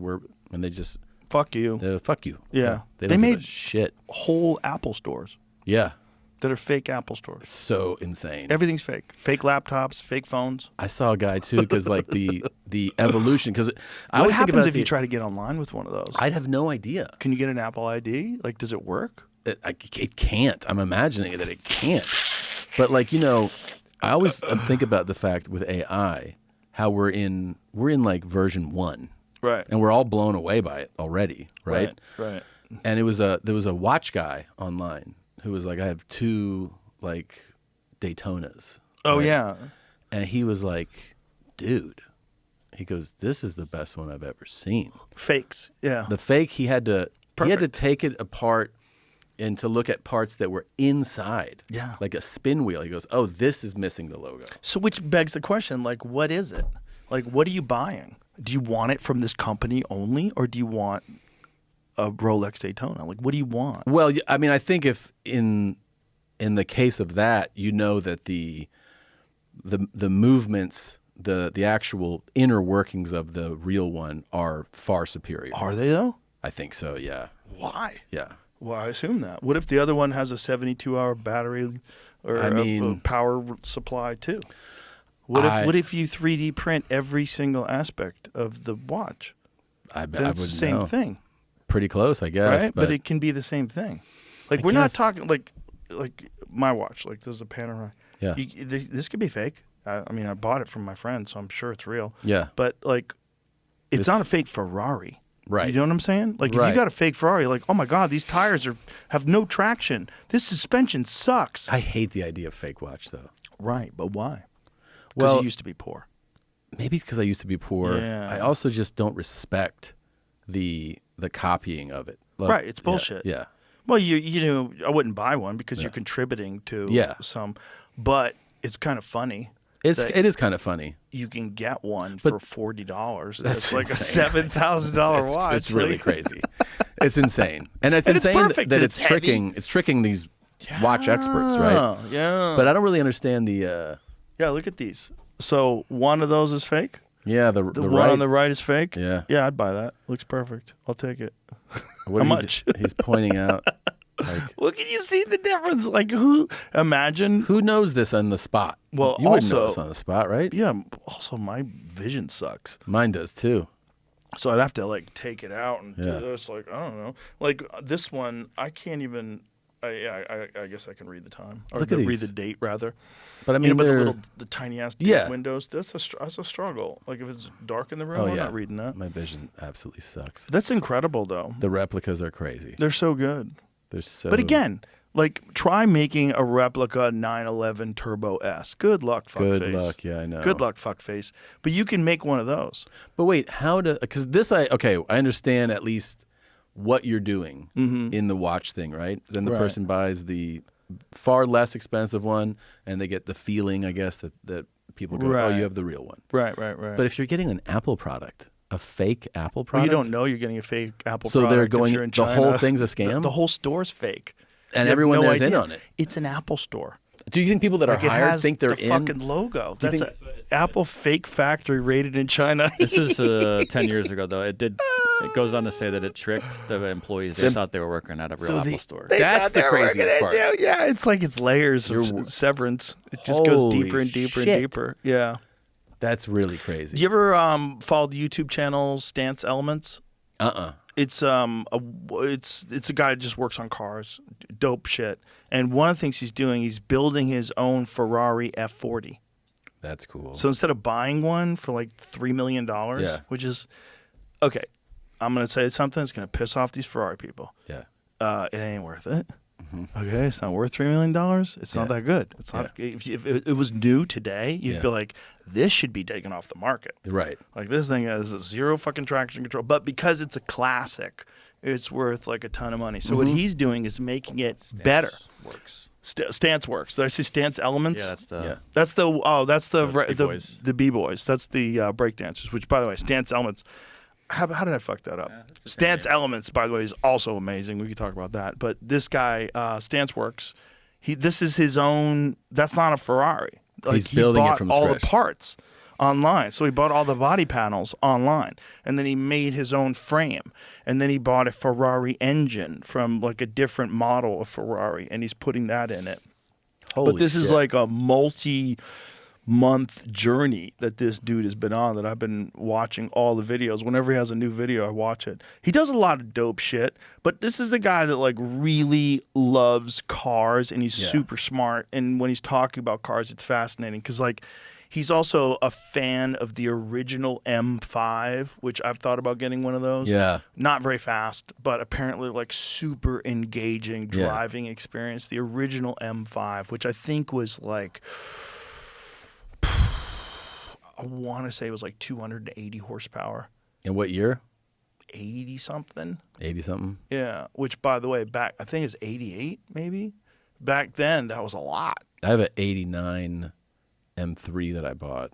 Ooh. E30 M3. Oh, yeah. And I have a S54 engine going into it. Oh, Jesus. So that should be. How much is horsepower is in that? I don't know. But it's more than it came with. I have an E46 M3. Those are fun. I love it. Yeah. It's so balanced. Yeah. It's like such an engaging driving experience. That's what I'm into. I'm into that. I'm not into chasing the lower 0 to 60 time. Yeah, that's nonsense. Yeah. Like if you ever use that on a public road, you're an asshole. But Pretty much. engaging cars, you could drive the speed limit and enjoy the shit out of them. True. They're just fun, just going around a corner and just accelerating to 60. They're fun. That's fun. You feel more like an old air-cooled Porsche. Like Yeah. you feel it. You feel it. In your... Did you get that one that you had one being built? Yeah, it's not done yet. It's Not real done yet. close. Real Close. close. It's Yeah. exciting. That's the RSR project. Yeah. That's rad. Ooh, very excited about Yeah. that. It's like 350 horsepower, 2,000 pounds. Meanwhile, I have some crazy fucking car coming to me too. What do you got? This Assetto Fiorino 296 GTB Ferrari. It's like 700, 800 horsepower. or something. Christ. Yeah. I watched, I've seen your Blazer, but I watched a video on it. Yeah. Of those guys, the Velocity Motorsports Awesome, guys. yeah. Oh, my God, dude. They're doing cool shit. Velocity did. They really went out with that one. That one's great. They do Scouts and Broncos, but they also just started doing Mustangs. Oh, And I took one of the Mustangs out. Oh, Very fun. Nice. I think 67 Mustangs. So you get that. Is that the one with the beautiful flared fender? style. Did you send me that? Did you No. send it to me? The green one? No, that's a different one. Oh, yeah. okay. I was just every time I see something cool, I'm like, check this shit out. I sent you the other one. What did I send you? I sent you that that Giulia, that Italian one that the guy came to my place. Oh yeah, That was fun as shit. Yeah, I the drove Alfa that. Romeo. Yes. Yeah, I've seen that online getting reviewed. It's a Restomod Alfa Yes. Romeo. Blanking I on don't it. trust my people. No. No, I have one of my people's vehicles, but generally I don't trust my people. Oh my god, I'm I just blanking think on it. they're eating pasta and staring at ass, and they're not going to do a good job. I want it. My car is made by either Germans who do meth, or Totem. That's what it was. yeah. Yes. Oh wow. Yeah, dude. I told one of these. This guy Ooh, came. baby, look at that. It's fucking rad. Did you like Totem it? Automobili. You I gonna did get like one? it a lot. I get didn't one? order one. I didn't order You it. didn't? How No. come? What He's making a prototype for a whole new model. So I was like, Why? oh, I don't know. Why? Well, that's so sick. He's That looks like a James Bond car. Look It at that does. thing. God damn. Da, da, da. and it's 100% custom. You know, Ooh, So I you bet pick- that thing flies. dude. I was driving down Fairfax in L.A. in the rain, and he turned off the Oh, traction control. No. Yeah, Turned and off? He turned it off. Why'd you turn it off? He was like, let it run, explode, emotion. oh no. And guess what? The emotion almost ended up wrapped around a fucking light pole. Did you spin? Dude, I was like, "Brr," and I corrected it, but I was like, Wow. panic, and I was like, fucking driving That's this the guy's. fear of losing it in a Porsche. That rear engine whip. You know that understeer that happens? Yeah. Or oversteer. What is it called? Supply throttle, something throttle, oversteer. When you lift, when you lift throttle, yeah. oversteer. Yeah. Yeah, and then the back end goes on you. Oh yeah, that's a weird design. Like having the engine out back like this that. This thing also happens in everybody's mind who is not. It's literally something you have to be trained, which is that when you're in a car and you're at a certain rate of speed and you're approaching a turn or something, you feel anything going on you, you take your foot off the throttle, and what you don't realize is that is gonna make things worse. Yep. Because the momentum and the weight are going to be carried through, and actually the only thing that'll keep you from usually losing it is to stay on throttle, not necessarily give it a ton, right? But you need that momentum to carry you through it, right? And so it's just something that there's countless videos of somebody in their new fucking car just going and they just go into a tree. I just watched one on a new GT3 RS. I've seen that one. Oh, it's brutal. Horrible. He's like 18. Horrible. And he did exactly that. Yep. He hits the turn, off throttle, tries to correct. Bye. Bye. Fucking Wreck. Painful to Yeah. watch. Painful. But that is a bad element of that design. The rear weight. Yeah. Yeah. But and also it's like, is that really the best way to do it? Because everybody always said that the Cayman is the better car if they just gave it the same sort of love that they give the Porsche. I fucking love the that 911. car. The Cayman? I love it. Yeah. It's like my heart is with that car. If you go like, what's the one you're in love with the most? It's still that car. But isn't it interesting that like that car is not as prestigious? It's not as prestigious, yeah. Like, why is that? That seems stupid. It's a whole thing too. And if you have you'll see people like, you got the Cayman. You should have gotten the 911. I'm like, you should drive this fucking thing. Yeah. Like, but people that say that are all retarded. They kind of are. Yeah. Yeah. Anybody that says that is an idiot. I mean, you don't know anything about cars. Mid-engine. Because you have a Dynan, right? Is that no? It's not Dynan. What's the company? Dynan did my BMW. Yeah. What's your company? For that one, Damon. Yeah, Rick Damon did the upgrade on that. Yeah. So what that is what it should be. Right. From Porsche. Yeah. They should take that big juicy GT3 RS engine, or even crazier, take that GT2 RS. Throw it in that bitch. Throw it in that bitch. It just upsets 911 owners. That's it. It just fucks up their bunch of little fairies. Yeah. If prestige. that upsets you, yeah, then you need to go find something else. You need to go do mushrooms on the mountaintop somewhere. By the way, did you like that? Did you feel it at all? I don't know what you're talking about. No? Did you ever drive the GT4 RS they came out with like a year or two ago? No, I didn't. I heard it. I didn't drive it either. I'm sure it's dope, but it's also an automatic. It's all only. automatic. Yeah, it's like, come on, PDK. you pussies. Yeah. Like, what are we doing? Why are you buying a street car? Are you a crazy track guy? Because that's a track weekend? car. Okay, which is fine. Yeah. Which is fine. Yeah. But for the average person that like enjoy, you like make an enthusiast car that's a goddamn 3-pedal. Yeah. Make a manual. Well, thank God they still do. Yeah. They make some. I mean, a lot of places just don't. It's them and BMW. Ford still makes them. They still do it with their Mustangs. I can't believe that Ferrari doesn't realize that if they did just a limited run. Oh my God, it would sell like crazy. It would sell so crazy. Yeah, they gave up. Lamborghini gave up. I wish they would. Thank God Porsche didn't. No, I know. But they did with some cars. Like a lot of their cars, you can't get the GTS now in a 5-speed. You can't. Or excuse me, a 6-speed or a 7-speed, whatever the fuck they have now.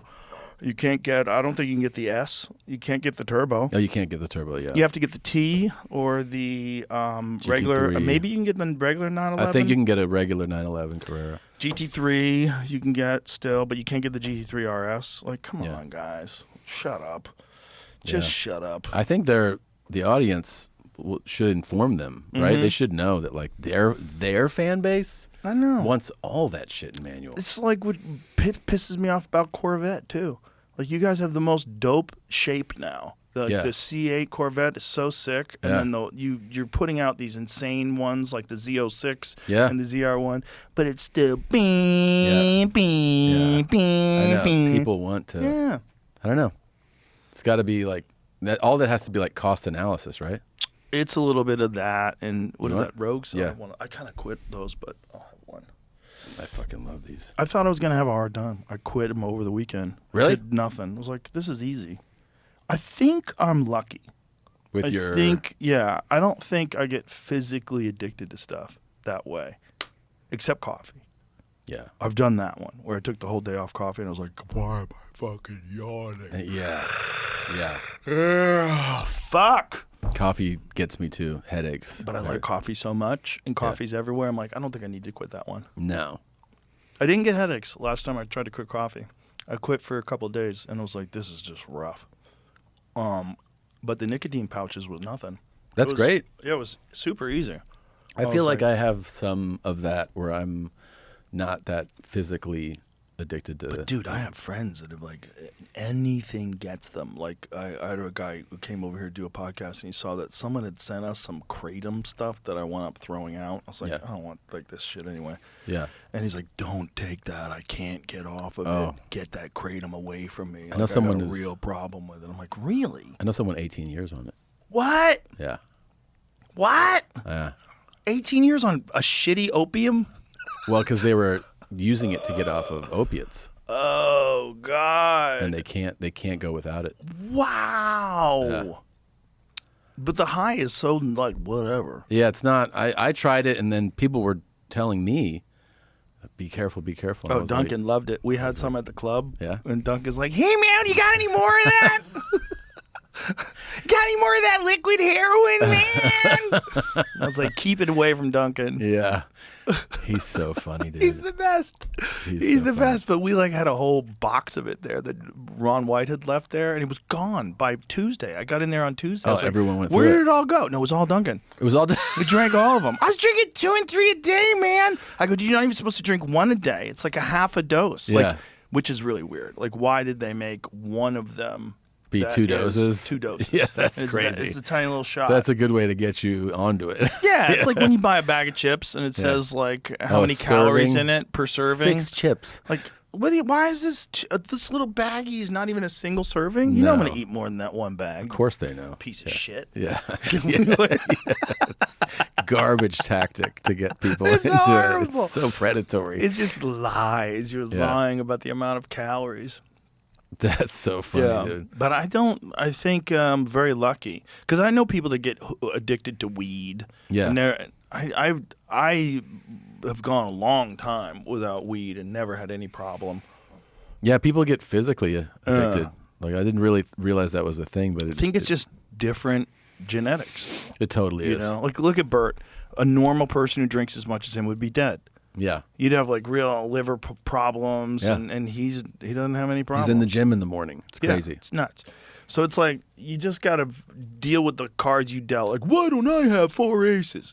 Well, you don't. You don't. So what are you gonna do? Yeah. You gonna just sit here and fucking complain about everything, or what? You got to figure it out. Yeah. Figure it out, bitch. Yeah. Yeah, figure it out. Yeah. And you need, everybody needs love. Everybody needs support, but everybody also needs figure it out, bitch. Yeah. There's Figure not it out, enough of bitches. that.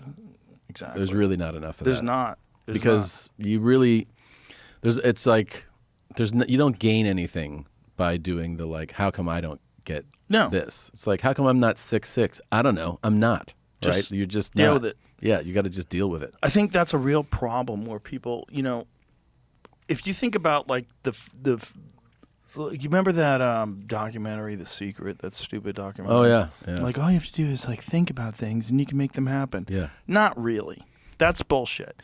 But it's a part of it. It's a part of Yeah. making things happen. Like you can't just say, I'm going to fucking breathe underwater. Yeah. I'm just going to think about it Yeah, until I yeah. can do it. No, you can't do that. Give it a shot. Yeah, there's physical limitations to the human frame. There's Sure. physical limitations for your particular human frame. Yeah.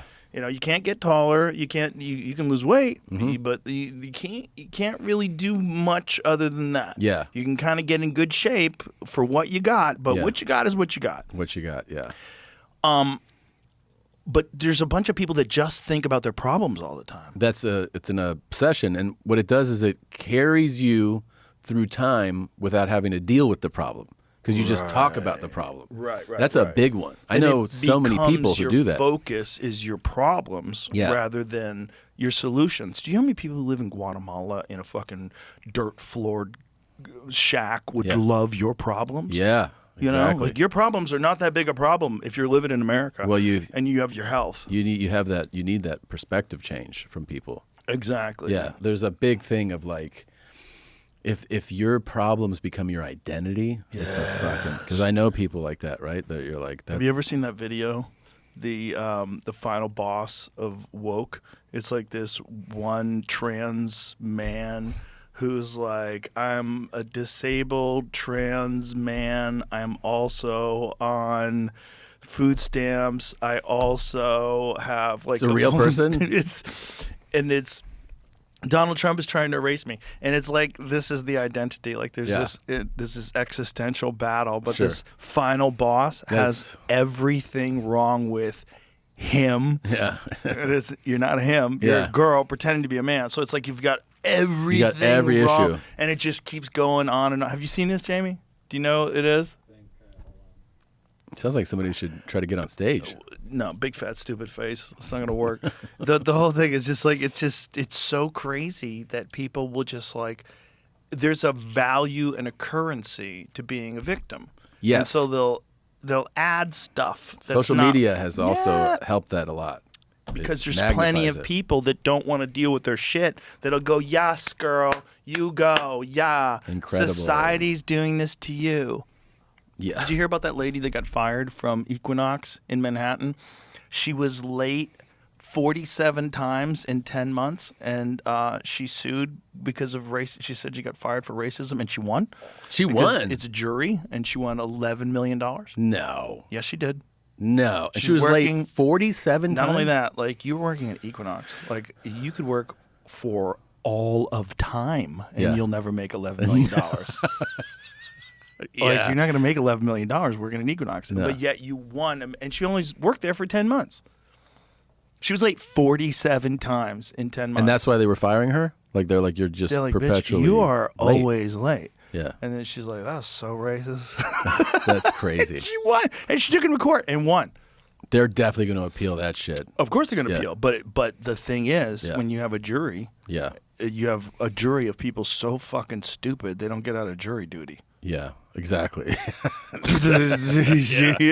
And they might be like, yeah, fuck Equinox, Yeah, fuck it, yeah. man. Give it that to her. fucking fuck the man.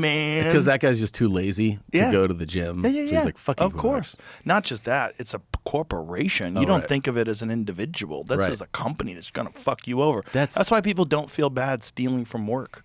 Yeah. You know, you don't feel like you're stealing. Like, if someone was working in your house and they were stealing from you, like they stole your forks, like, where's my fucking fork? Yeah. Like, this is bullshit. I like and then it. you find out a guy Yeah. who worked for you stole your fork. You're like, My- you're fucking fired. my But if an dad- office, if Yeah. like someone like takes a fork home, like if you have a kitchen in your office, we use a bunch of forks for the staff, Yeah. and someone takes that fork, it's no big deal. It's the office's We fork. just need to order more forks, man. These fucking forks keep disappearing. And you go over Tom's house one day, and like Tom's got 4 of the office forks. Like, did you steal the office forks? I forgot. I just forgot. keep forgetting to Yeah. bring them back. Because But they if- don't belong to somebody. Right, exactly. It's not a human. Yeah. It's a corporation, which is also why corporations can act like fucking psychopaths. Yeah. Because they're also not a human, so they could just do whatever the fuck they have to do, which is why our food supply is so bad. Because they're just trying to maximize profit. They literally have a duty to maximize profit. My mom definitely thinks of corporations as they can deal with it. Of course. And I remember my dad used to tell this story that when they first got married, they were at a Holiday Inn and they were leaving. And then he was like, what is that in the suitcase? And it was their towels. And she was like, the towels. And he's like, you can't take that. She was like, why? Because it belongs to the Holiday Inn. It's theirs. And she was like, they have them like 100 of them. And he's like, yeah, it's not ours though. We can't. And she's like, it's fine.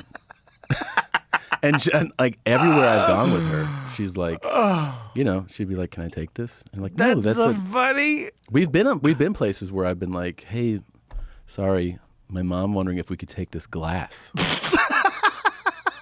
She makes you ask. Yeah. And then, I saw a video you were showing your mom these clips. oh yeah, The clips from your new Netflix oh show. fucking amazing! It was amazing. I knew it was going to be a killer. Like, I was like, she's gonna hate it. And they were like, okay. So we set up a private screening for her. It's also like, why am I watching this? I don't know if you know, but you're my mom.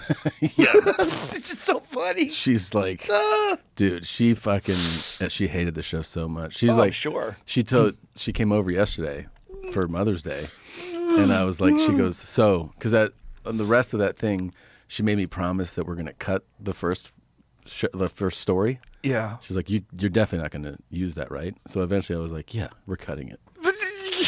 And so yesterday she's like, "Did you cut it?" I go, "Of course not. It's Netflix's." And she was like, so you lied to me." And I'm like, "Mom, I can't be like, hey, don't air the first one."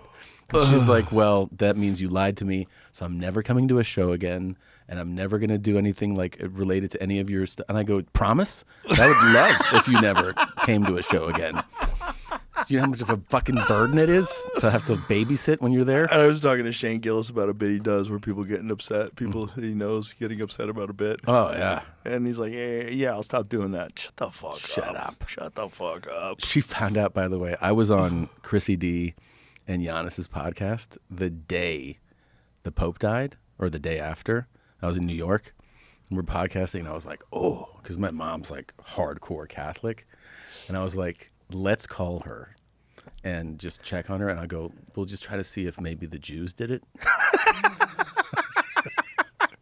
So I call her. I'm like, "Did you hear about the Pope?" And she's like, "I am devastated, Tommy." I go, "I don't know what happened, if he was sick, if it was the Jews." And she's like, "What?" And like, we had to cover our mouths. We had to cover our mouths and mute the phone. She goes, "This is the craziest call I've ever received. The Pope died. Do you think the Jews did it?" I'm like, I had to hang up the phone.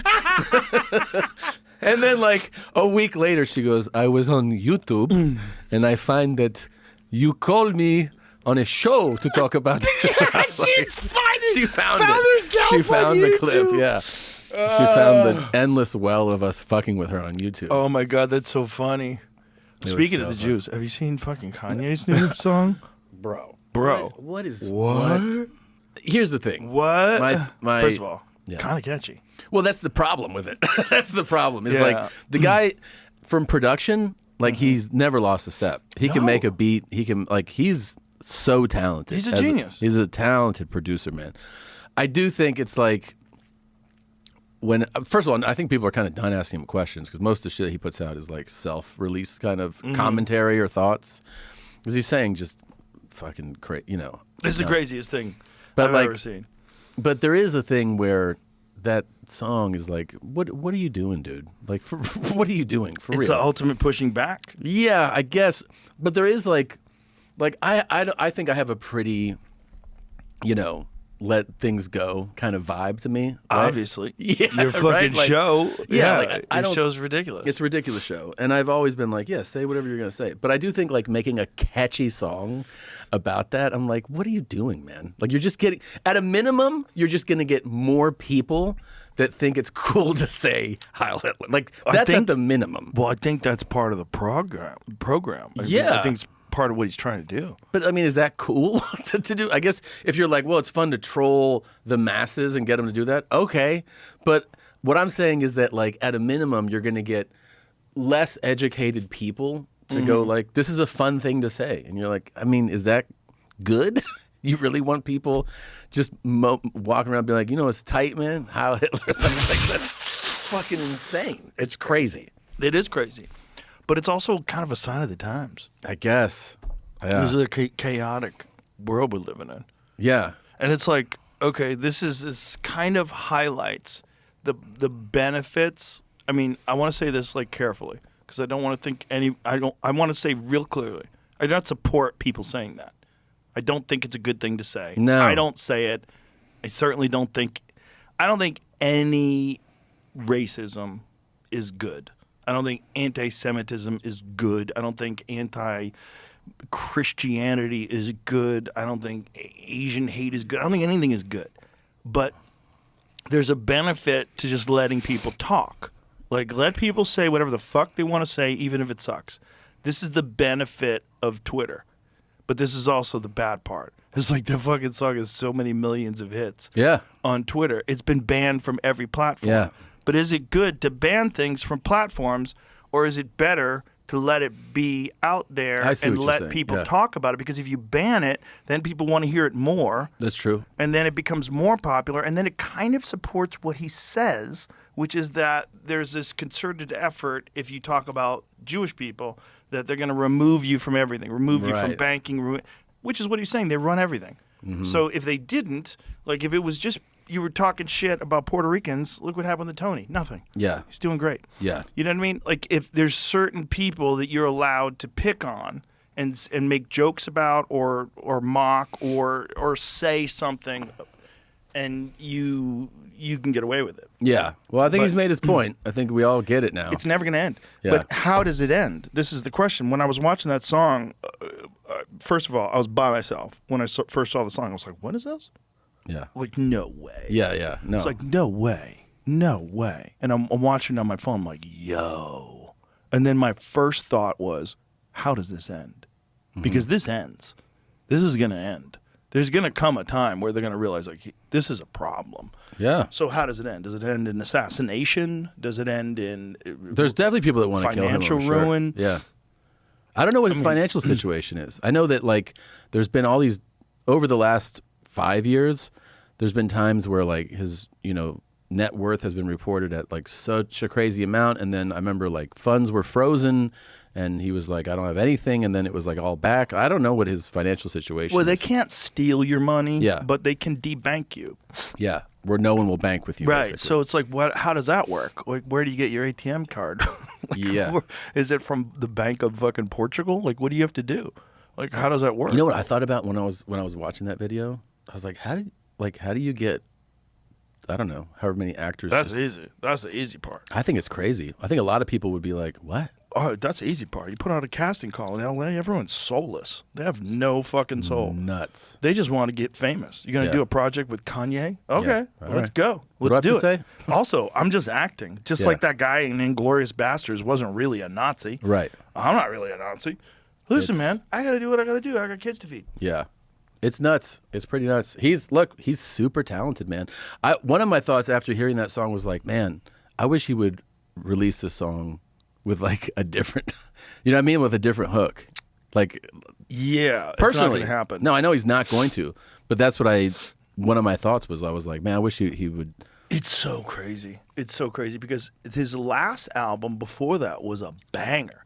It's like he came out of the gate showing people that like he still got it. Like, yeah, you might have pulled me off all these platforms. Yeah. You might have debanked me. You might have taken away my Yeezy deal with Adidas, but damn, I still got it. And that one was released everywhere, right? That's Yeah, on all yeah. platforms. Oh man, that's in the Spotify playlist that we play in the green room all Yeah. the time. You know, there's some fucking killer songs in that, man. It's Yeah, like he's classics. Yeah. Classics. He's got so many bangers. Yeah. But you know, this one, he's just like letting people, I guess in his eye, I mean, I don't know. I haven't talked to him about it. But I guess he's like, I'll do whatever the fuck I want. Well, I'm going to say clearly. whatever the fuck I want. Yeah, clearly. So I'm going to do the one thing that you're never, ever, ever supposed to do. I'm going to make a catchy song that's Heil Hitler. Yeah. Yeah. It's just like, whoa. That is the ultimate, like, Whoa. I'll do whatever the fuck I want. Yeah, and you had to say, like, in the casting, there's like a description of all the stuff. If you want to be a part of this production, like, you have to be comfortable with swastikas. Is that was in the... Yeah.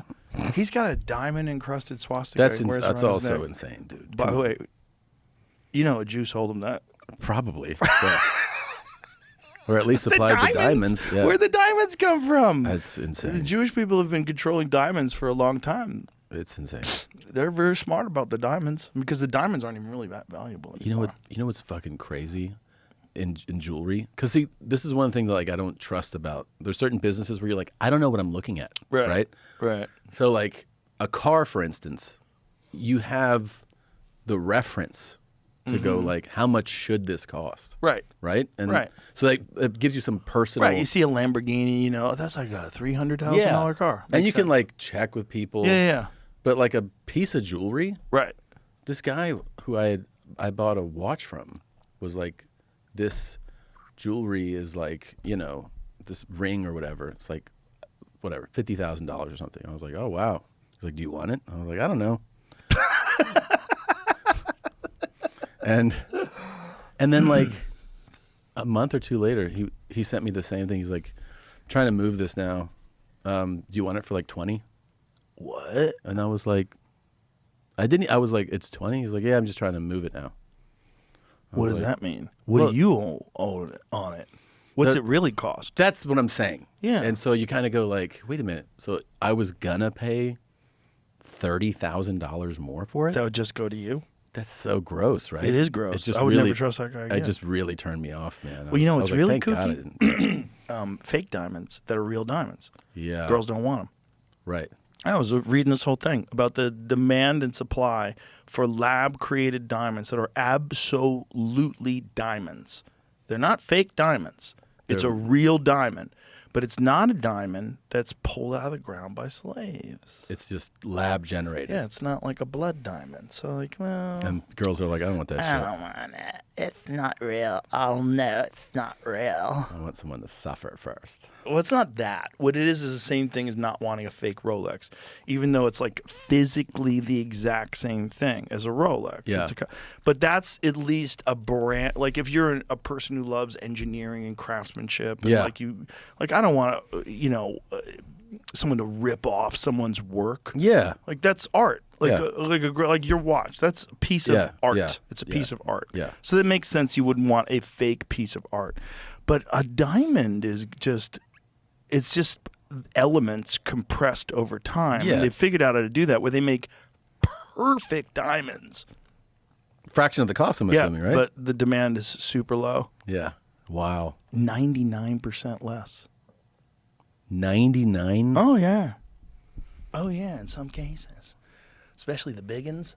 Yeah, I was going to say, you get like a 3-carat Yeah. diamond. Right.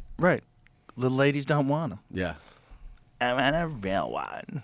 It's so crazy. I'll know. That's one of the I'll feel things cheap. that I feel so... Do you think I'm cheap? They don't want that shit, dude. She finds out that what you got her was like the shittier version. Lab Yeah. created, but it's not even shittier. That's Right, the thing. no. It's like lab created diamonds are actual diamonds. It's literal alchemy. Remember, like in the old days, like they were trying to figure out a way to use like all these chemicals to make gold. That was Yeah. what alchemists are for. Like kings would spend insane amounts of money on these alchemists to try to Yeah. get these alchemists to figure out how to manufacture. I think I can make gold for you, sire. Yeah, yeah. I need a laboratory. Yeah. And these dudes are sniffing fucking mercury all day and dying young. It's the craziest thing to spend on. But imagine I if think. the lady's like, "No, you made that gold in a lab. I don't want it. And you're like, I don't want it. I want real gold that's from Africa that came out of the ground. yeah, we just want the real thing. I want the real stuff that they picked out of the river. Yeah. I want the real stuff they got from Alaska. I want the real stuff. You don't want the, but it's just gold, baby. It's gold. It's just an element. Who cares where it's from? No. No. I want stuff that's forged inside of a sun. How many women out there do you think to rock something that they're so proud of that if they go to get it assessed, it has to happen all the time. It happened in my family. It did? Yeah. I don't want to say who. Yeah. But someone relative, not like close, Yeah. but broke up with the guy and found out that it was a cubic zirconium. That's hilarious. LOL. That's very funny. But perfect for that guy. Yeah. I was like, that guy's such a piece of shit. Yeah, I knew yeah. it. I could have Yeah. told you it was a fake diamond. That's so funny. I laughed so hard. Yeah. So she took it to the jeweler. All right. Yes. Well, she's like, I got to break up with this guy. Yeah. I don't have any money. She's sell she's this. living with this shyster, this fucking Yeah. guy who's like a just dirtbag, and but had some money, but not Yeah. real money, just like a just bullshit artist. Yeah. He's just like, oh, he's a bullshit artist. I got to leave him. Oh, fuck. Fuck. So she's like, I'm gonna, I'll have 10 grand. Yeah. I'll sell this They're ring. like, I'll give you $100. It's worth great. nothing. They didn't want any of it. It's not worth anything. That's amazing. Fake diamonds worth zero money. $0. Looks exactly like if you're in a party. Yeah. If you go to a party, if you're a woman, you have this beautiful big ass fucking rock, and you walk in, and everybody's like, "Oh, look at her ring! Yeah. Oh my god, it's sparkling." Nobody knows. Nobody has any idea that it's fake. No one knows. Literally, it's not a fake Ferrari. Well, that was the thing, Chad Ochocinco, the football player, because like a lot of the athletes, they rock diamond earrings and stuff. He was like, yeah, I wear fakes. He's like, especially because like if I'm, whether it was on the field or going out, he was like, I have a real one at home. Yeah. He's like, I go out, I wear the fake one. Well, he saved a lot of money. A lot of money. Yeah. He was also like always very on top of like not overspending. Very smart dude. Very smart dude for everything except fighting. He has this very Did he fight? bizarre idea. Like him and Shannon Sharp argue all the time. About- this who? bizarre idea that he could like fight MMA guys and beat Oh, them. that's crazy. That's crazy. Well, it's the reason why he's such a great athlete. Yeah. Confidence. But Crazy it's confidence. just unstoppable belief in yourself, which, listen, He's such a great athlete that if he did compete in MMA, he probably would be a world champion because he's got that mind. Like if Michael Jordan decided he was going to, if MMA existed when Michael Jordan was alive, he'd probably be the light heavyweight champion of the world. Right. He'd probably figure out a way to fuck everybody else up. Yeah. And also like this drive, this championship mindset. It's just rare humans that choose to focus on football or soccer or basketball or whatever it is, you know. The thing they get obsessed with. But if they put the same amount of energy from the same amount at an early enough age, like there's certain like barriers that cannot be overcome, and one of them is like physical maturity. Like once you're like 36 years old, if you start boxing at 36 years old, I don't care what, you're not going to be a world champion. It's too hard. It's too hard to like. Yeah. It's also what you saw with like Francis Ngannou when he fought Anthony Joshua. Yeah. That's the difference. You know, you can't just jump on in and fight like an Olympic gold medalist who's like been doing it his whole life. He's going to do things to you. Yeah. You're not going to know what he's doing, and he's going to crack you. It's just. But the reason why he thinks that, like Ocho Cinco thinks that, is because he was a fucking monster athlete. Yeah. It's like he knows how hard he works. He knows how gifted he is. Yeah. But he just thinks. But if you know. You put him in there with a guy like a Dricus du Plessis or something like that. Like he No, get it'd be fucking mauled. No, he's thinking, because he was a fucking precision route runner. Like, really. Great. When someone's mounting you, drilling elbows in your eye socket. I know, it doesn't matter. Like, it doesn't matter. Yeah. You don't know how to block them. You don't know how to stop the rear naked choke. You don't know how to stop the trip. You don't know which way to roll on a heel hook. Like, but they're like, I'll figure that shit out. no, you won't. No, You're going to get your knees ripped apart. You Yeah. get knocked unconscious. Yeah. It's like this grimy. reality. But I love the fact that people think that way. There's a think lot it's fun. that think like that, outspoken. It's my mentality, bro. Yeah. My mentality. I can't lose. Yeah. I understand it. I have that stupid part of my brain too, but I'm also smart enough to go, hey, fuckface. Like I have two people in my head. Yeah. I have like this. I can do it. I have the general who tells me what to do, and then I have like the soldier that's like, wait a minute. Yeah. This is gonna get me killed. Yeah, yeah. This is fucking. I'm not running with a hand grenade into all these bullets flying my way. No. And you know enough, seen enough fighting to know what your limits are. with Especially with martial arts is the big one. It's like you don't know, man. There's little tiny dudes that can choke you to death, and you have no idea. You in your mind, you're like, they can't do shit to me. This motherfucker, I could bench 300 pounds. Yeah. And next thing you know, arm drag, he's got your back. He's, Yeah. you can't get like, the body triangle on you. Yeah. And you don't want to tap out, but you have to. You have to. You're dead. You're dead. It's over.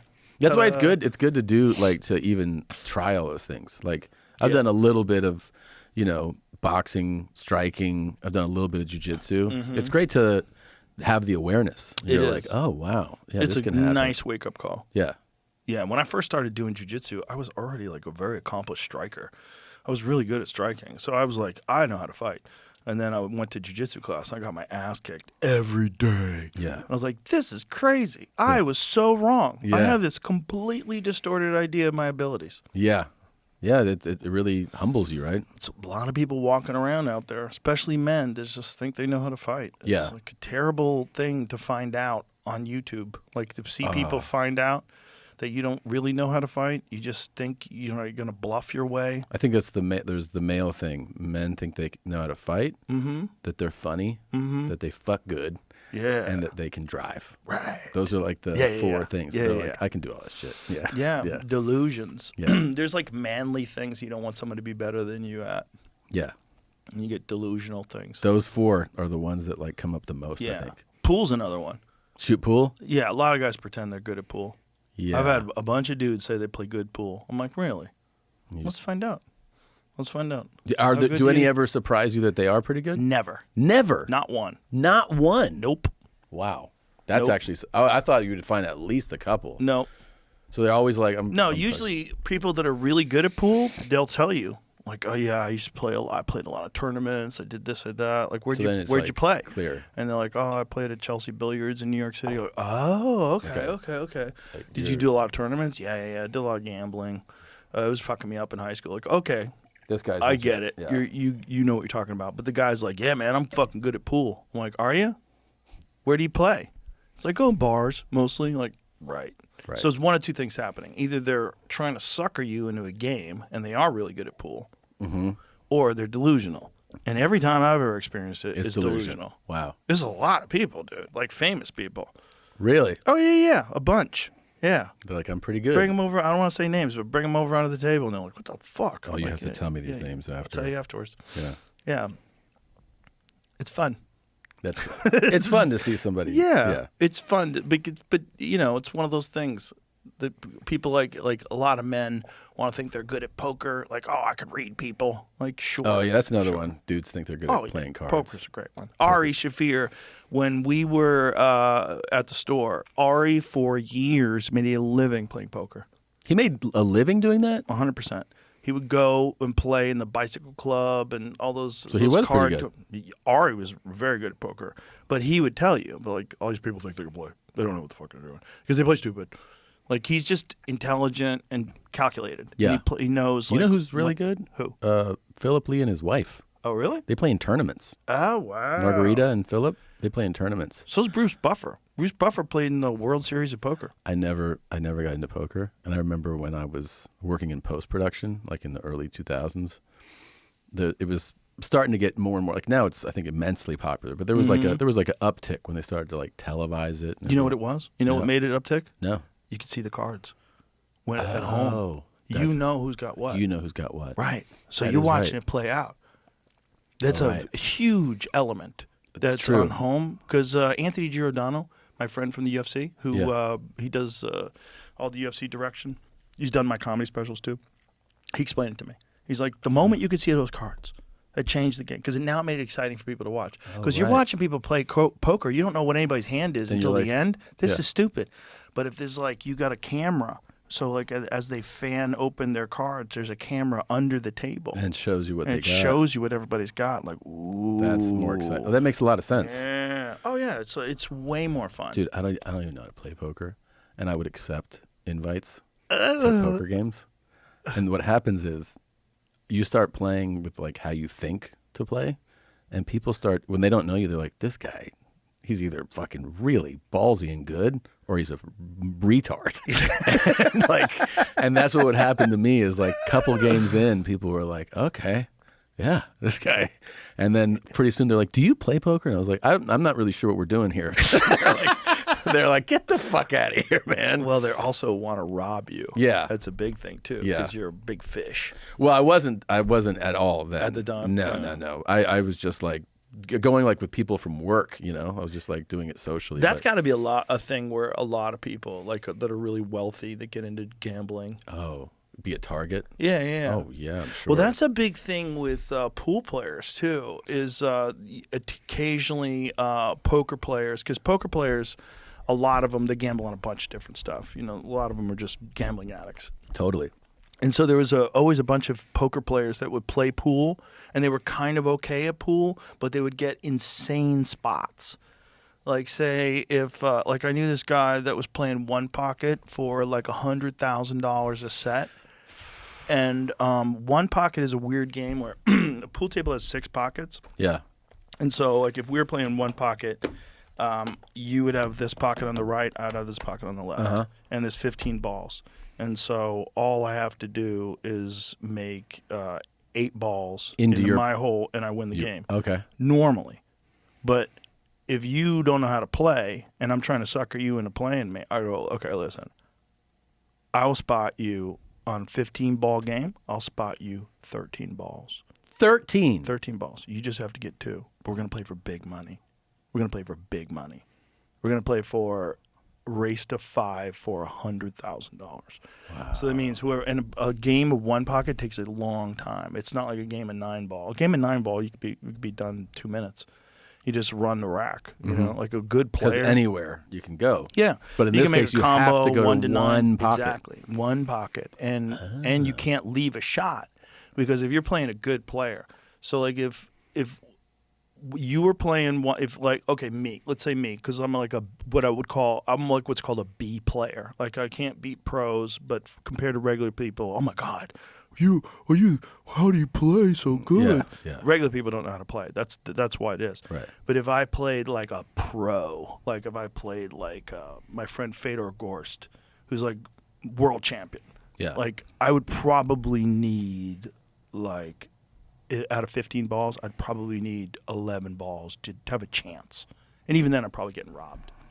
Really? Yeah. Because he's just going to... He's going to figure out a way to never leave me a shot, and then he's going to calculate when he has a shot, can he open up the stack and then run all the other balls? Because you don't break like you break with 8 ball. When you break with one pocket, it's a very calculated game.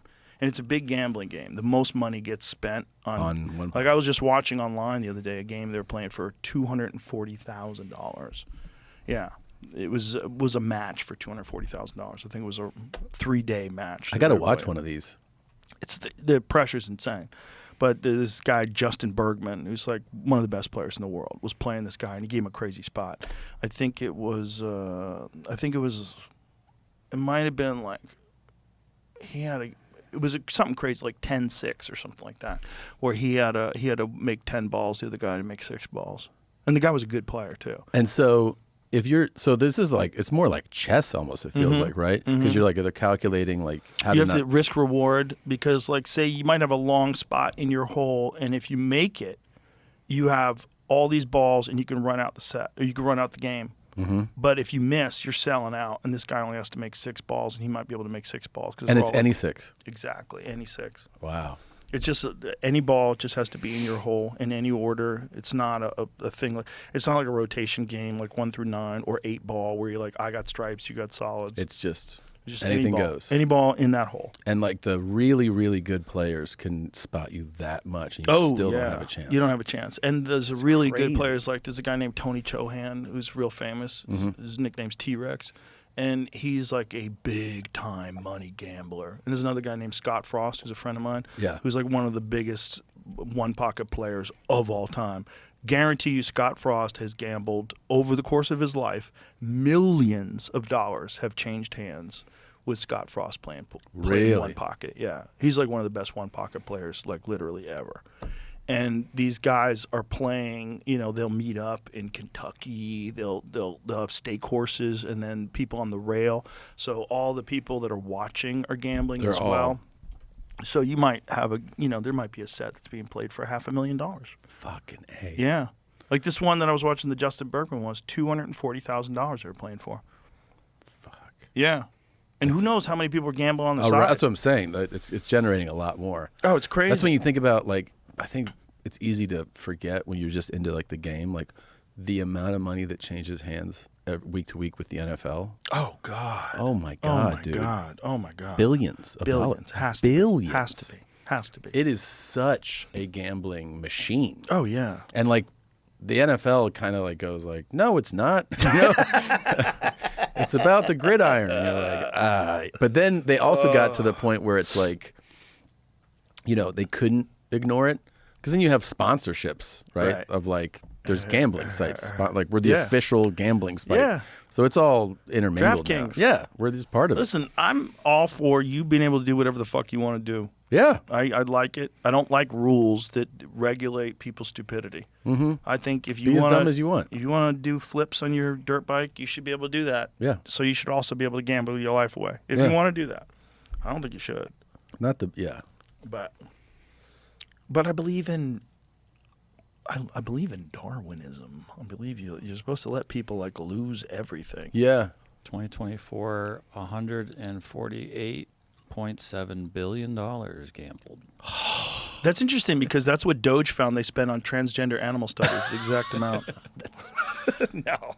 Bro, that's so much money. 148 billion. Like it's three like, a week. $3 a week. Listen, compared to what the United States government chews up every day, that's nothing. No, that's true. This is just the United States too. This doesn't include any other country. That's so crazy. And that's just football? No, it's all sports, but mostly. All sports. It's got to be mostly football, but yeah, that's a lot of football. Well, dude. There's been a lot of scandals with the NBA, right? Well, yeah, the referees shaving points. Donahue, I think was his name. That was nuts. There's got to be a lot of those dirtbags out there, which totally makes sense. And it's so funny too, because the NBA, there's probably like in football, there's this thing that happens where like every single down you could call holding if you wanted to. Holding just happens in every play, right? Right. Every play.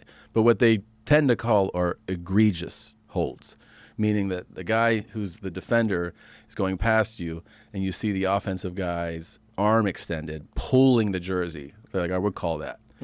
Basketball, it is so ticky-tack what can be called and what can be ignored and what is ignored and what is called. And it's just like ref to ref. Like there's these clear palming, traveling charges. Like you see it sometimes. You're like, what was that? Like a fingertip like grazed the guy's arm and they fucking call the foul. And then somebody gets hacked. No foul. Right. And it's just, you kind of go, well, that's just like in the moment of the game. And like if that guy wants to be dirty, like the one was, you can make some money. Oh my God. Yeah, and if you're working for the mob or something like that, like this is your job. Your job is to shave points. Your job is to make sure that these guys don't score as much. They just keep calling the fouls on the other guys, sending you to the foul line, and keep that spread open. It's really gross, man. Yeah. There's a real problem with it with MMA too. Is there really? Yeah. There's a real problem with MMA. Here's the problem with MMA gambling: incompetent judging. Well, that's the thing. Is it incompetent or is it dirty? Dirty. With boxing too. Yeah. We've never seen anything. Oh yeah. Because like even the lay person can watch someone beat the shit out of somebody and be like, this guy's fucking whooping this guy's ass. And you see the decision go the other way, and you're like, what happened? There's been a few decisions like that. There was one lady in Vegas, and she got barred from ever referee or judging fights again. So there's a few fights that she was involved with. Everybody was like, "What the fuck?" And she was the we don't know common denominator. I don't know if she's ever been charged. I don't want to mention her name. Yeah, but I know that there was like a real issue. It was a real issue with world title fights where people were like, "How the fuck is this?"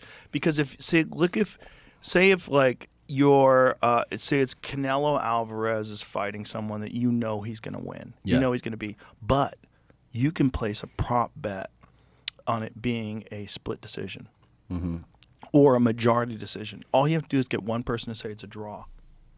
And that's it. And like, look, he's going to win. He's going to win. He's going to win either way. But if I want to place a shit ton of money on this one thing, some dirty judge could score to draw. Yeah.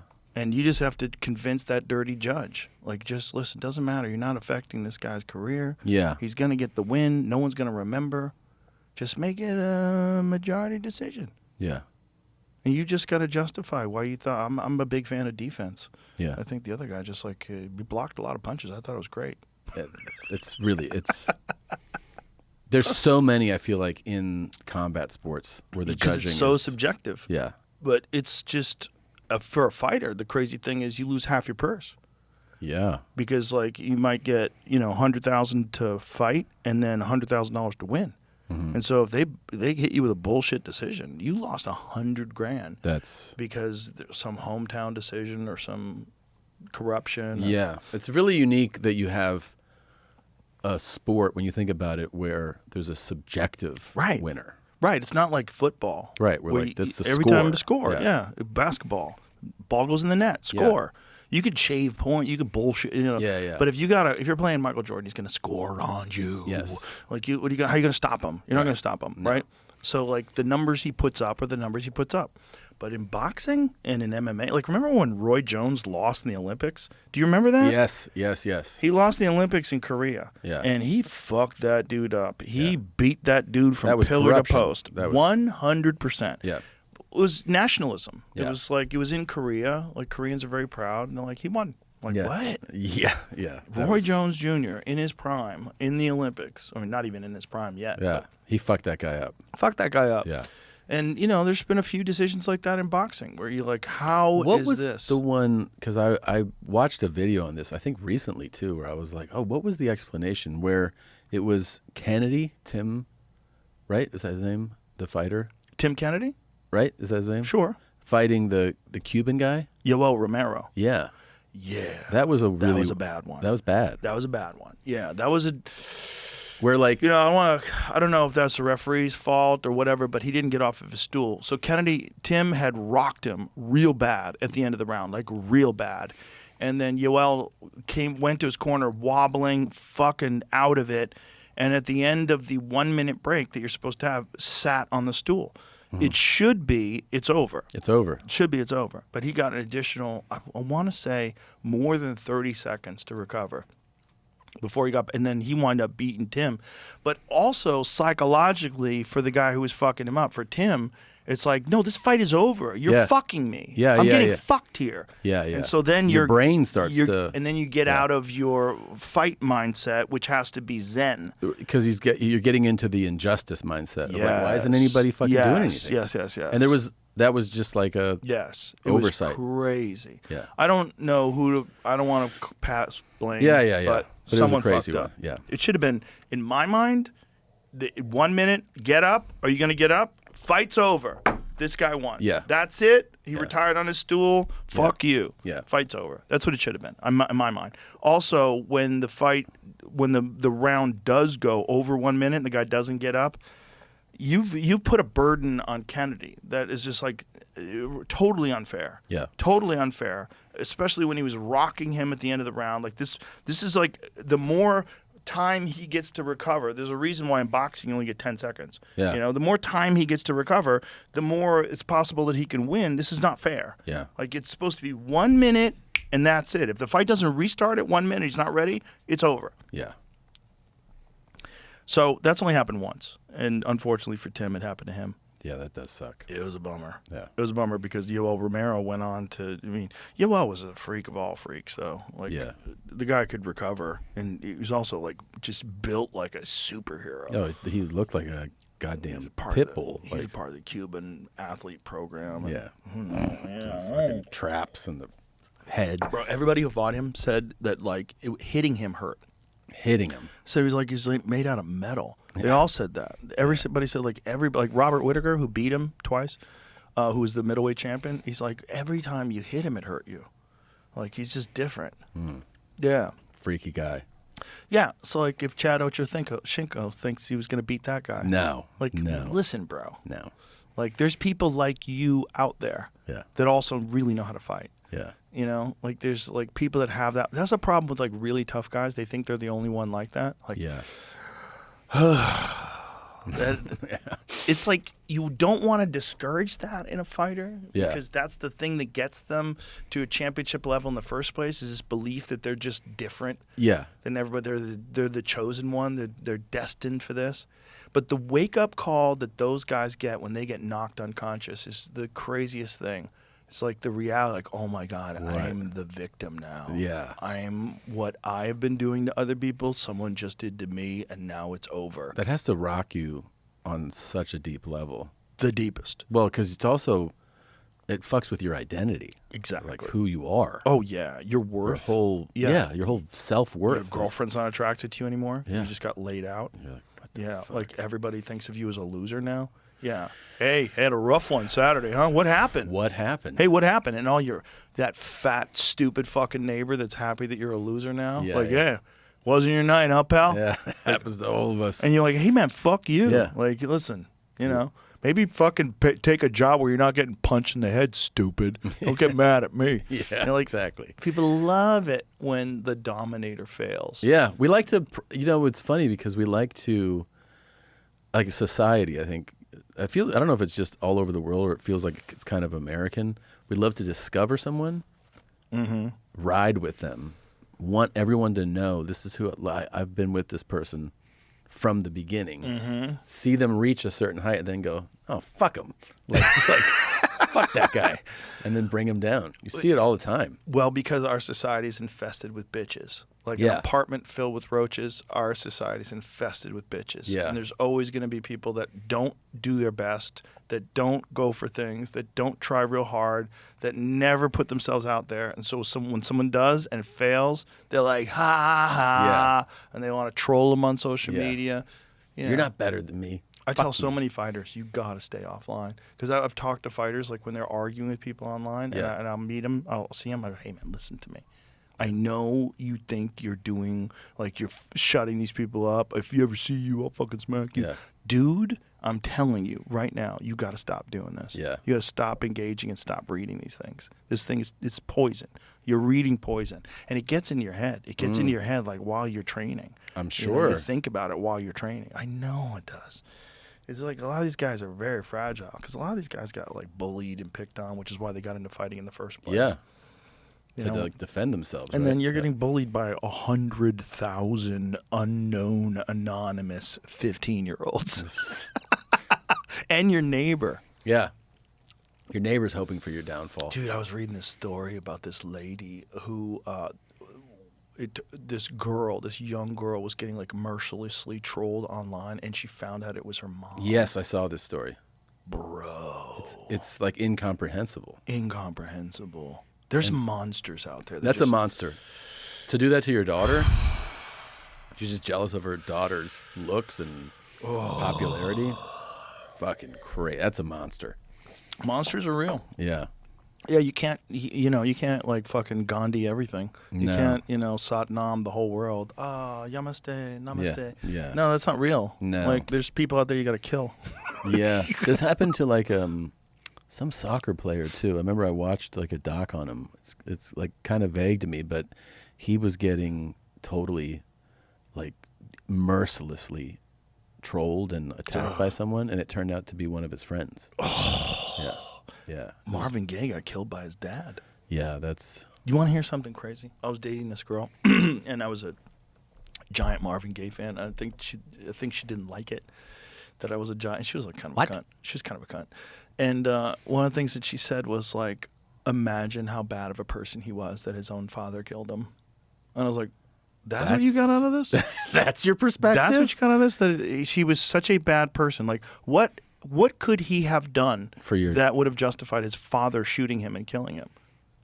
I'll tell you what he did. He fucking outshone his father. Yeah. That's what he did. Yeah. He reached levels of love that his father couldn't possibly have achieved in his life, and his father realized, I'll never be as good as my son. Fuck my son, and he hated him because of that. Yeah. I mean, I'm sure there's probably a bunch of other stuff involved too. Sure. But that's dark, man. Dark. You shot your son. You shot your You shot your son, and it's not like your son was trying to kill you. No. And you had to defend yourself and shoot him. No, he's just an amazing singer that the whole world loved. Yeah. And he probably has a bitch ass friend. Yeah, look at you, man. Yeah. Your son Marvin's killing it, and you're just a fucking loser. That fucking kid. What was the? Because I always knew that the father was it like a clear cut murder, like homicide? Oh yeah, one yeah. The place? father just shot him. And it was an interesting thing because I think what had happened with Marvin Gaye was Marvin had achieved like incredible fame, but he got fucked over in some record deal where he had like no money. Yeah. I think he had like everybody in that era. Bro. So fucking predatory. Bro. You want to talk about predatory? The like worst. The corporations. music business is like the most disgusting. You ever read the thing that Courtney Love wrote about it, about the music business? A lot of people don't even think she wrote it because it's too good. But it was essentially a breakdown of how bad the music business fucks you. Yeah. And this is at a time where you actually sold records. Tons of them sometimes, yeah. Yeah, because now the music business, like it's like the mask is off. Like it doesn't provide any value. Yeah. And they still take 50% of your touring, which is Of your touring? crazy. Yeah, 50-50. They do 50-50 deals. Merch, touring. Yeah. And then what are they going to do? What do they provide? They can't even get you on the radio because the radio doesn't exist. Yeah. Like, you know, that's why people that break through from that model, like Oliver Anthony or, Tyler, the Creator is a great example, like just makes his own stuff, puts it all, and it doesn't have to be. People don't even realize that in that era, too, you would, after your tour and your hit album, that you'd be in debt. Oh, yeah. To the record company. So they're like, you got to do another album. Oh, yeah. And the record company's all rich. Yeah. Everyone's profiting. Yeah. And then also, they want you to subsidize the failures. Yeah. All these boy bands that they pushed that never made it, Yeah. all the money that they put into that's a part of the accounting. So insane. And then Hollywood does the same thing. They would do the same thing with like how much money a movie made. Yeah. Like there's been tons of lawsuits that Yeah. are involved, that kind of stuff. Wait, but where were you with Marvin? You're like, he's broke? Yeah, so if I remember the story correctly, it was so depressing I didn't even want to like really get into it because I think he had become a huge superstar and then didn't have any money, which is that's happened more than once. Yeah. Like, and I think he might have had to move back in with his parents. No. Yeah, I think that's Really? Yeah.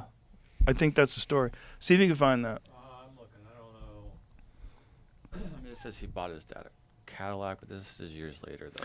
Right, but the thing is, like, he might have like bought him money when the money was flowing in, right. and That's why I then just- after a while, that's the other thing that happens with artists. Like, artists are impulsive, so they spend all their money, and then they don't really like.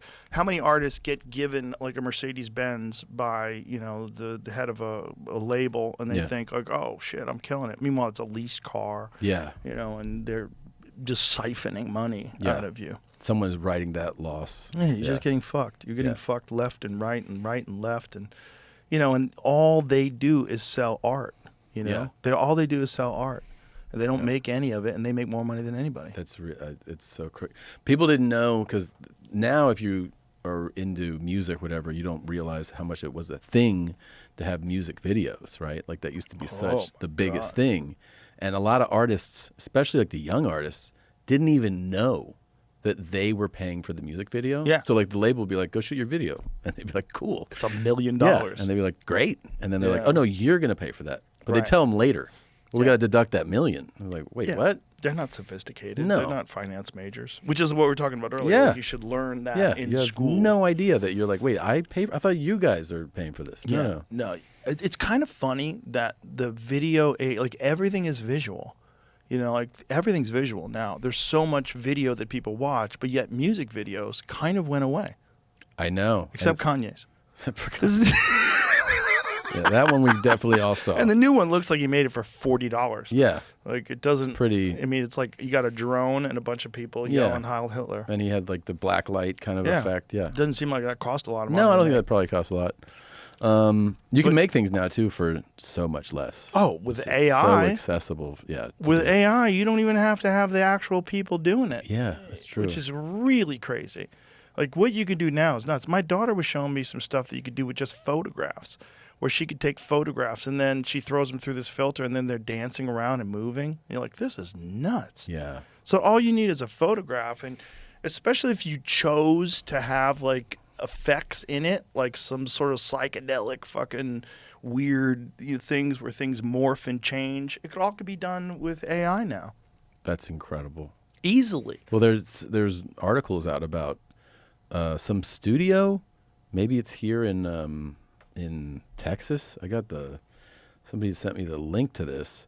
That this company wants to. They want to start making studio quality movies for $500K AI movies. I bet they can make it for cheaper than that. But that's. Yeah. That's. They probably have AI write the script, man. I mean, if you're thinking about some like dumbass fucking cop movie, some silly bank heist movie, you got a hero who's gonna go in and fucking kill the bad guys. Fraction of the cost. Yeah. You could write that easy with just take. All AI has to do is it's a large language model, right? It all has to search through Steve McQueen movies and Tom Hardy movies. Write and me a fucking movie. Yeah. Guy Ritchie movies. Put it together. Make me a movie. No, it bums me out though. Like, I don't want to watch that movie. It should. Yeah. What is this? This is the company. This is the first piece they made, and shows a little bit about how they made it here. The woman with red hair. Yeah. They still are doing. So they at least So they have actors. they have at real least. actors. but then they're replaced. God damn. Like, look, it looks so good. It looks so good. Like, that's not a real person. Isn't that crazy? Well, she does. It's the uncanny valley. It looks a little weird. Yeah.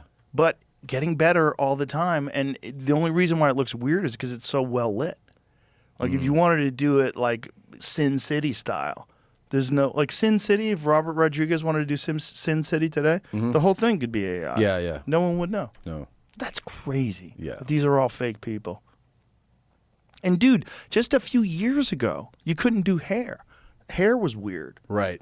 you know? And so were like extremities, Fingers. right? Yeah, Fingers, yeah. Now, I mean, just in a short amount of time, it's incredible. Why is that? That's so interesting. Why are fingers? Like, It's a good question. And well, fingers- hair seems like it would take a lot of computing power, right? Right. Because you have the- strands, single Yeah. strands Even, moving. like her hair's not moving; it's pretty static. Yeah, but it isn't. Go back. No, I'm saying, But like, it is all moving. not the way it would. It would if you're Like right. right here, You're right. look at that, Yeah, that's what I was yeah, talking you're about. right. Yeah. It's moving Sort of as like stuck almost together. like a little bit of a helmet. Like Yeah. that would be a tell.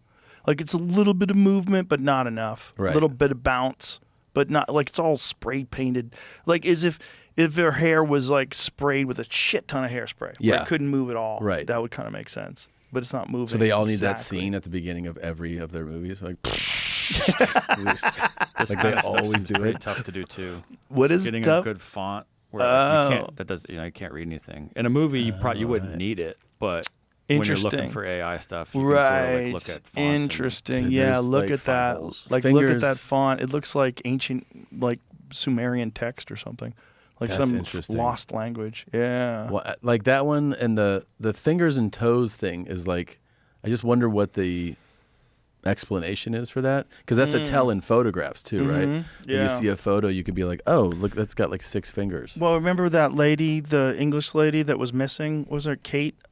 She was missing forever. She's like supposedly was Middleton. sick. Kate Middleton. She was sick, and then there was a photo that was released of her. Look, she's fine. And everybody's like, no, this is fucking AI. Like in the photo, like people had 6 fingers and shit. Like That's- weird stuff. That's weird shit. in the photo. There was like weird, clearly edited. Yeah. It's gonna get way spookier. Way spookier. We're just touching it Yeah, right now. it's This just is started. This is the infancy. Scratching the Yeah. surface. Yeah. Yeah.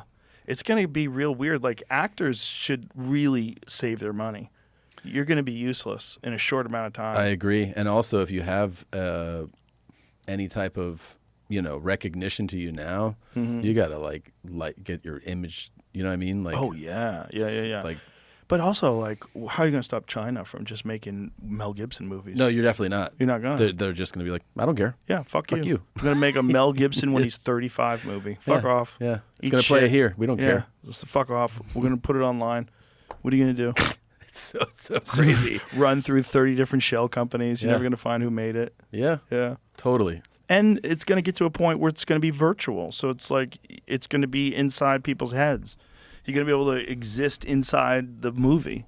Things are going to get so strange and they're going to be so immersive so quickly Yeah. that the Matrix is a decade away. The real Matrix, The real question where is- you're in the Amazon and you are barefoot and you feel the ground under your feet, Yeah. and you hear the monkeys and the birds and the bugs in the trees, and you hear the sound of a panther nearby. Like that's going to be real. It's gonna be real, and you're gonna be like, why do I even want to Go back to real life.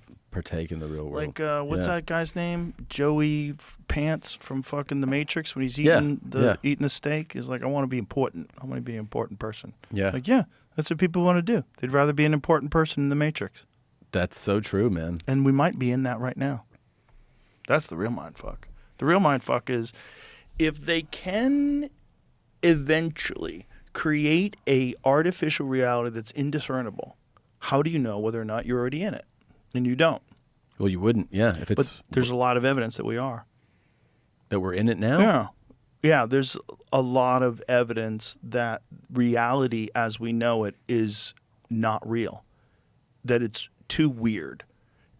Quantum entanglement, quantum particles being in superposition, the fact that at a subatomic level everything is kind of magic, like nothing makes any sense. Also that when you observe things, it changes the behavior of subatomic particles. Like Yeah. what's that all about? What does that mean? Like no one really knows. It's So like I'm this, experiencing this in an altered reality. I think consciousness might be responsible for reality instead of consciousness is experiencing reality. I think it might be both things.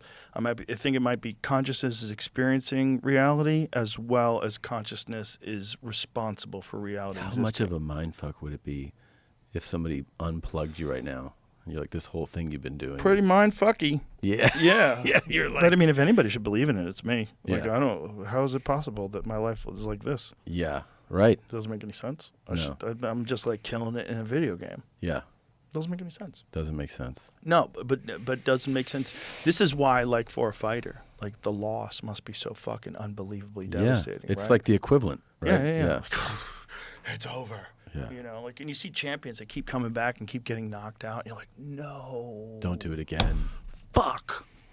You know, Yeah. and it's just like they can't believe You it's don't wanna over. see it They again. can't believe it's over. But I was I was the winner of the game. Yeah. I won the game. I was winning the game. Nope. Not anymore. Not anymore. Now reality has shifted. And now, on top of it, you've got brain damage. Oh, fuck. Boy. That's worse than the version we get.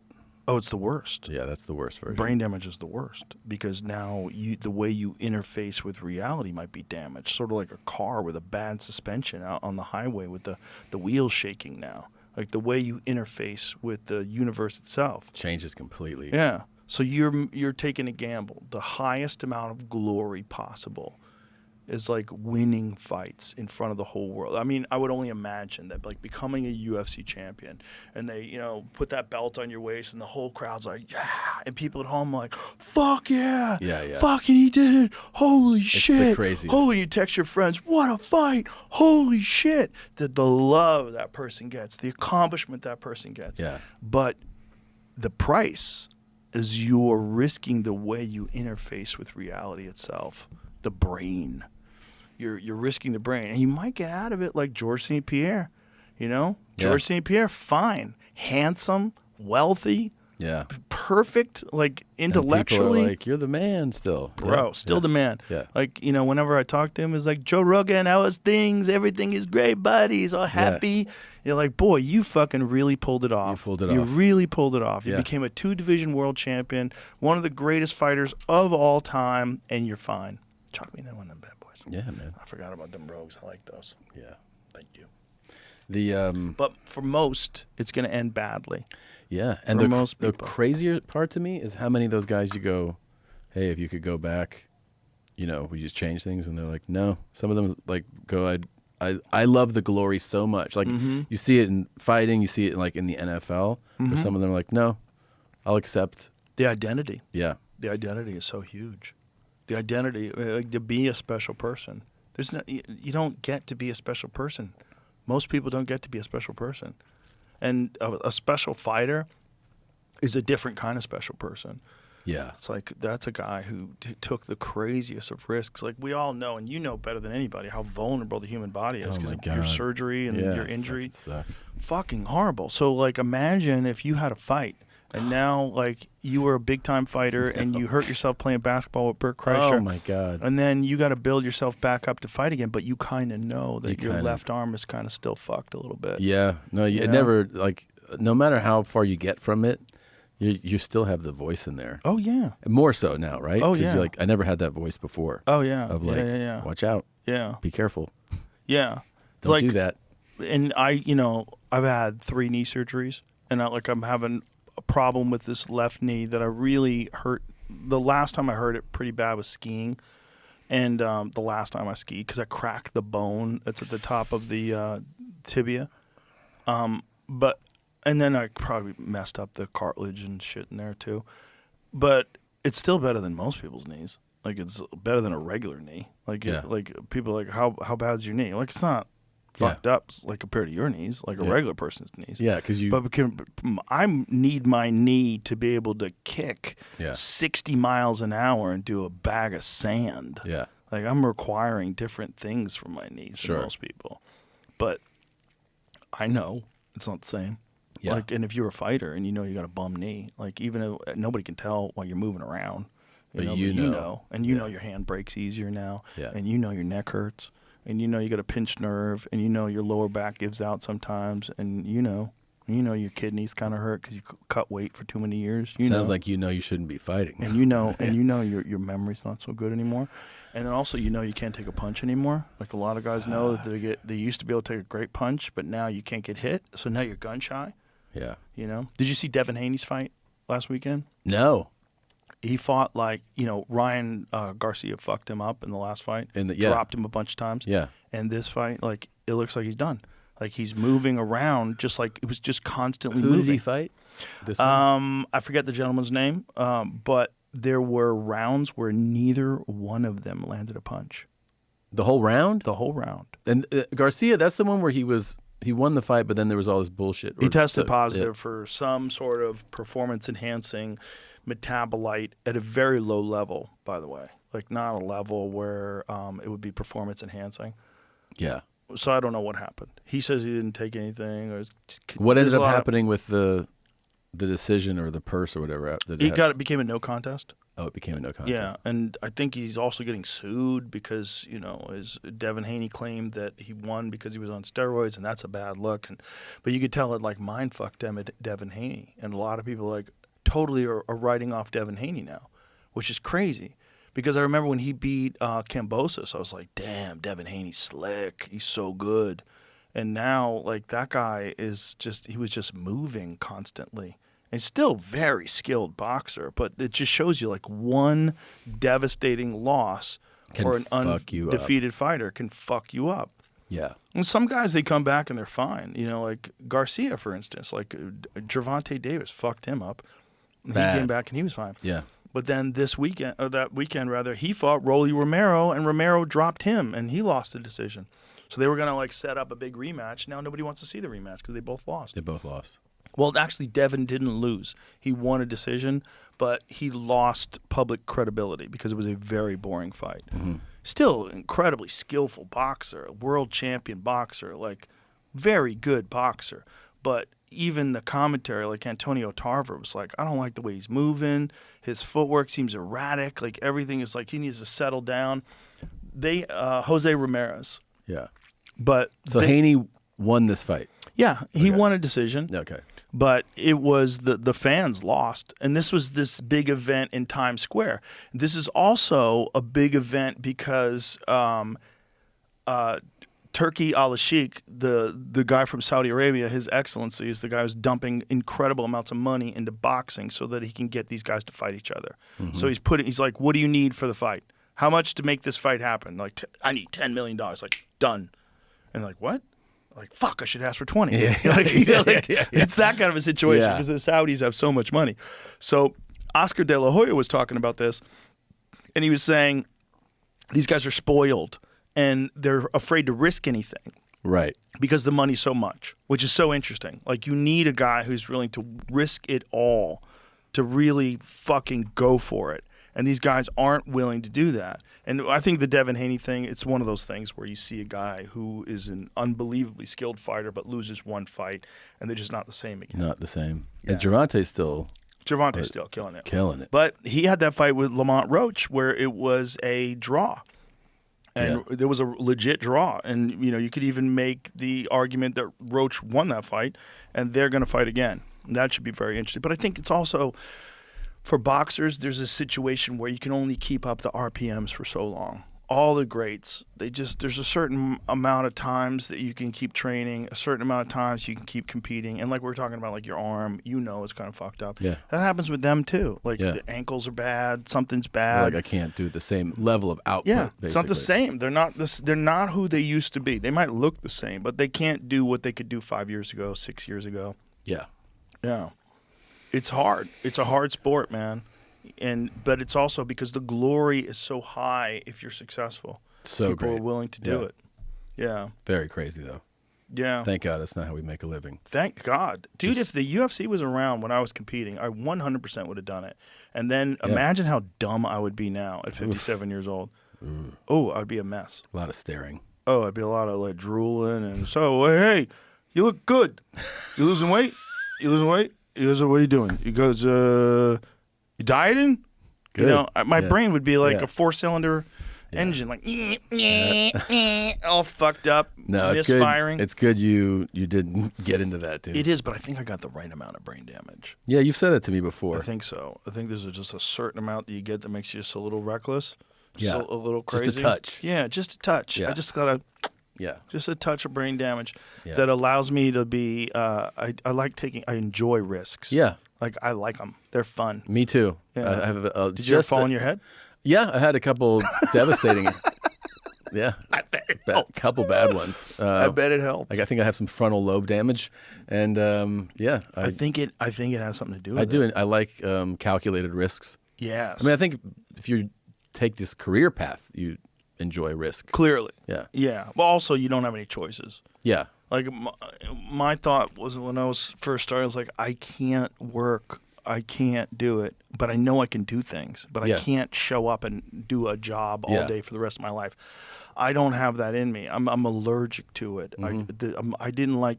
I was a latchkey kid, so like I didn't get a lot of like you got to do this, you got to do that. So the problem is like I developed not having people tell me what to do. So I can't listen. I think every comic has that thing too. Where you're like, I can't have a boss. Also, I was around enough bosses that were just total cunts and douchebags that I just like. In my mind, the boss is an asshole. Right. Always. Every time. He's unappreciative, fucking idiot, who you got to listen to him because he's responsible for your paycheck and he knows it. Yeah. So he gets to act like a douchebag and you can't go, hey, man, fuck you. Yeah. Who are you talking to? Why do you talk to people like that, you fucking idiot? Yeah. You can't because he's the boss. He's the boss, yeah. No, it sets you up for like, I'll figure out a way. I think if I hadn't done this, I definitely think I would have started my own business of some kind. You know what I mean? I've been an entrepreneur of some kind. Yeah, you would have had to. Yeah. But that's, how many people don't? Or they get roped in and then they have a bunch of responsibilities like family. No, it's a fucking, I mean, now we're at the age too where you can look back on 25 years of people you know. Oh my God. Who are like miserable. Oh my God. People that are in hell. Yeah, in hell. In hell. Yeah. Meanwhile, we're fucking killing it. Yeah, but what's really crazy? Fun things. Yeah. Is when people get out of stand-up and then they see everybody doing real well and they want to jump back in. And it's been like I've gotten some messages from some friends that I know they haven't been in stand-up in a decade, and I'm like, you can't just jump back in. No. Well, if you do, like, you gotta like start from the beginning. Start doing open mic nights again. Like, you've been in the writer's room just doing writing for a sitcom for fucking 8 years. You lose your footing so much in that time. It's a different. Like, sometimes I've had a week off, 2 weeks off, even a month or something off, where you're like, oh, like you have sea legs. Like, you're just like, whoa, I can't imagine 10 years. Dude, it happened to a lot of writers when they got in the strike. When the strike was going on, like, how long did that strike go on for? God, it was months. Long ass time. Yeah. And these guys have mortgages and their kids are in private school and their wife likes to spend money. Yeah. Fuck. Yeah. And they're used to making, $500,000 a year. Yeah. Doing real good. Yeah. And then all of a sudden it all dries up and like, oh fuck. And then their savings account and the wife's like, what are you gonna do? Like, fuck. I think I'm gonna start doing stand up again. Like, and they start trying to put together an act and they want to show up and then the club doesn't know who they are anymore. Oh God. Oh. Giving me anxiety. Yeah. Oh. Scary. It's a scary feeling. It's the worst. But it's like this decisions that you make in life. Like, what are you going to do? Like, what are you going to do with your life? Those are personal decisions, which is why this whole free will versus determinism thing drives me crazy. Because these people that want to believe there is no such thing as free will, like, yeah, you can do that cute little thing, but you know that free will's real because you know that you decide to get up in the morning. Yeah. Like, you telling me Jelly Roll didn't have free will to lose that 200 pounds? No shit. Yeah. Perfect example. Yeah. Like, that's hard to do. Yeah. You're 400 plus pounds. You're fat as fuck. You're drinking and partying every night, and then one day you put your foot down and not go, that's doing it. this shit. Yeah. That's enough. I'm gonna get healthy. That's free will. Like, what you're telling me, determinism, like, forced him into a position at 39 years old where he's all of a sudden going to decide to lose all this weight and it has nothing to do with his free will. That's silly. Yeah. Will's a real thing. Of course. And we all have it, and you can just deny it. But it's why, I don't know, anything that you accomplish that's work is through free will. It's through making choices, man. But then there is also a certain amount of determinism. If you grow up in a terribly abusive household and you're around drug addicts and violence, and then you go and commit that, it's almost like you had no other examples. It's true. I get that, but you still make a choice. You do, but you don't even know what a good choice is because you've never even seen a good choice. That's a valuable analysis that, like, you had a horrible modeling, so you're just following a path you think is the only path, right? And some of those guys get involved in athletics, right? Some of those guys get lucky and they become a fighter, or maybe they get lucky and they become a musician, or maybe they get lucky and they become something else, or a comic. Yeah. Yeah, but it's just the choices that you make in this life are that you don't know if it's the right choice while you're doing it, while you're making that choice. Well, I'm about to find out whether making this TV show was the right choice. The right choice. No. I'll find out. Do you have to piss? It seems like you're wiggling. I got to piss. Yeah. I knew it. I knew it. Should we wrap it up? Sure. Listen, what you showed me is amazing. Thanks, I'm man. sure it's going to be fucking Bad Thoughts. When is it out? It's Tuesday, so tomorrow. Tomorrow. Yeah. Fuck yeah. It's the stuff that I saw is amazing. It's fucking hilarious. Thanks a lot, bro. I'm glad you're doing stuff, man. I'm just glad you're out there. It's fucking beautiful to see. I'm very excited for it. I'll tell you, it really. I know it's an overused term, but it really was a dream come true to do it. Well, It you really could was. tell. You could tell by how well it came out. It's so ridiculous. It's so very. you. It's such a signature Tom Segura type of humor. Thanks, man. It's Thanks. awesome. I'm excited for it. Thanks for having me on, man. My pleasure, my brother. Yeah, always good. Anytime. Always good to see you. Love you to death. Love you too, man. Bye, everybody.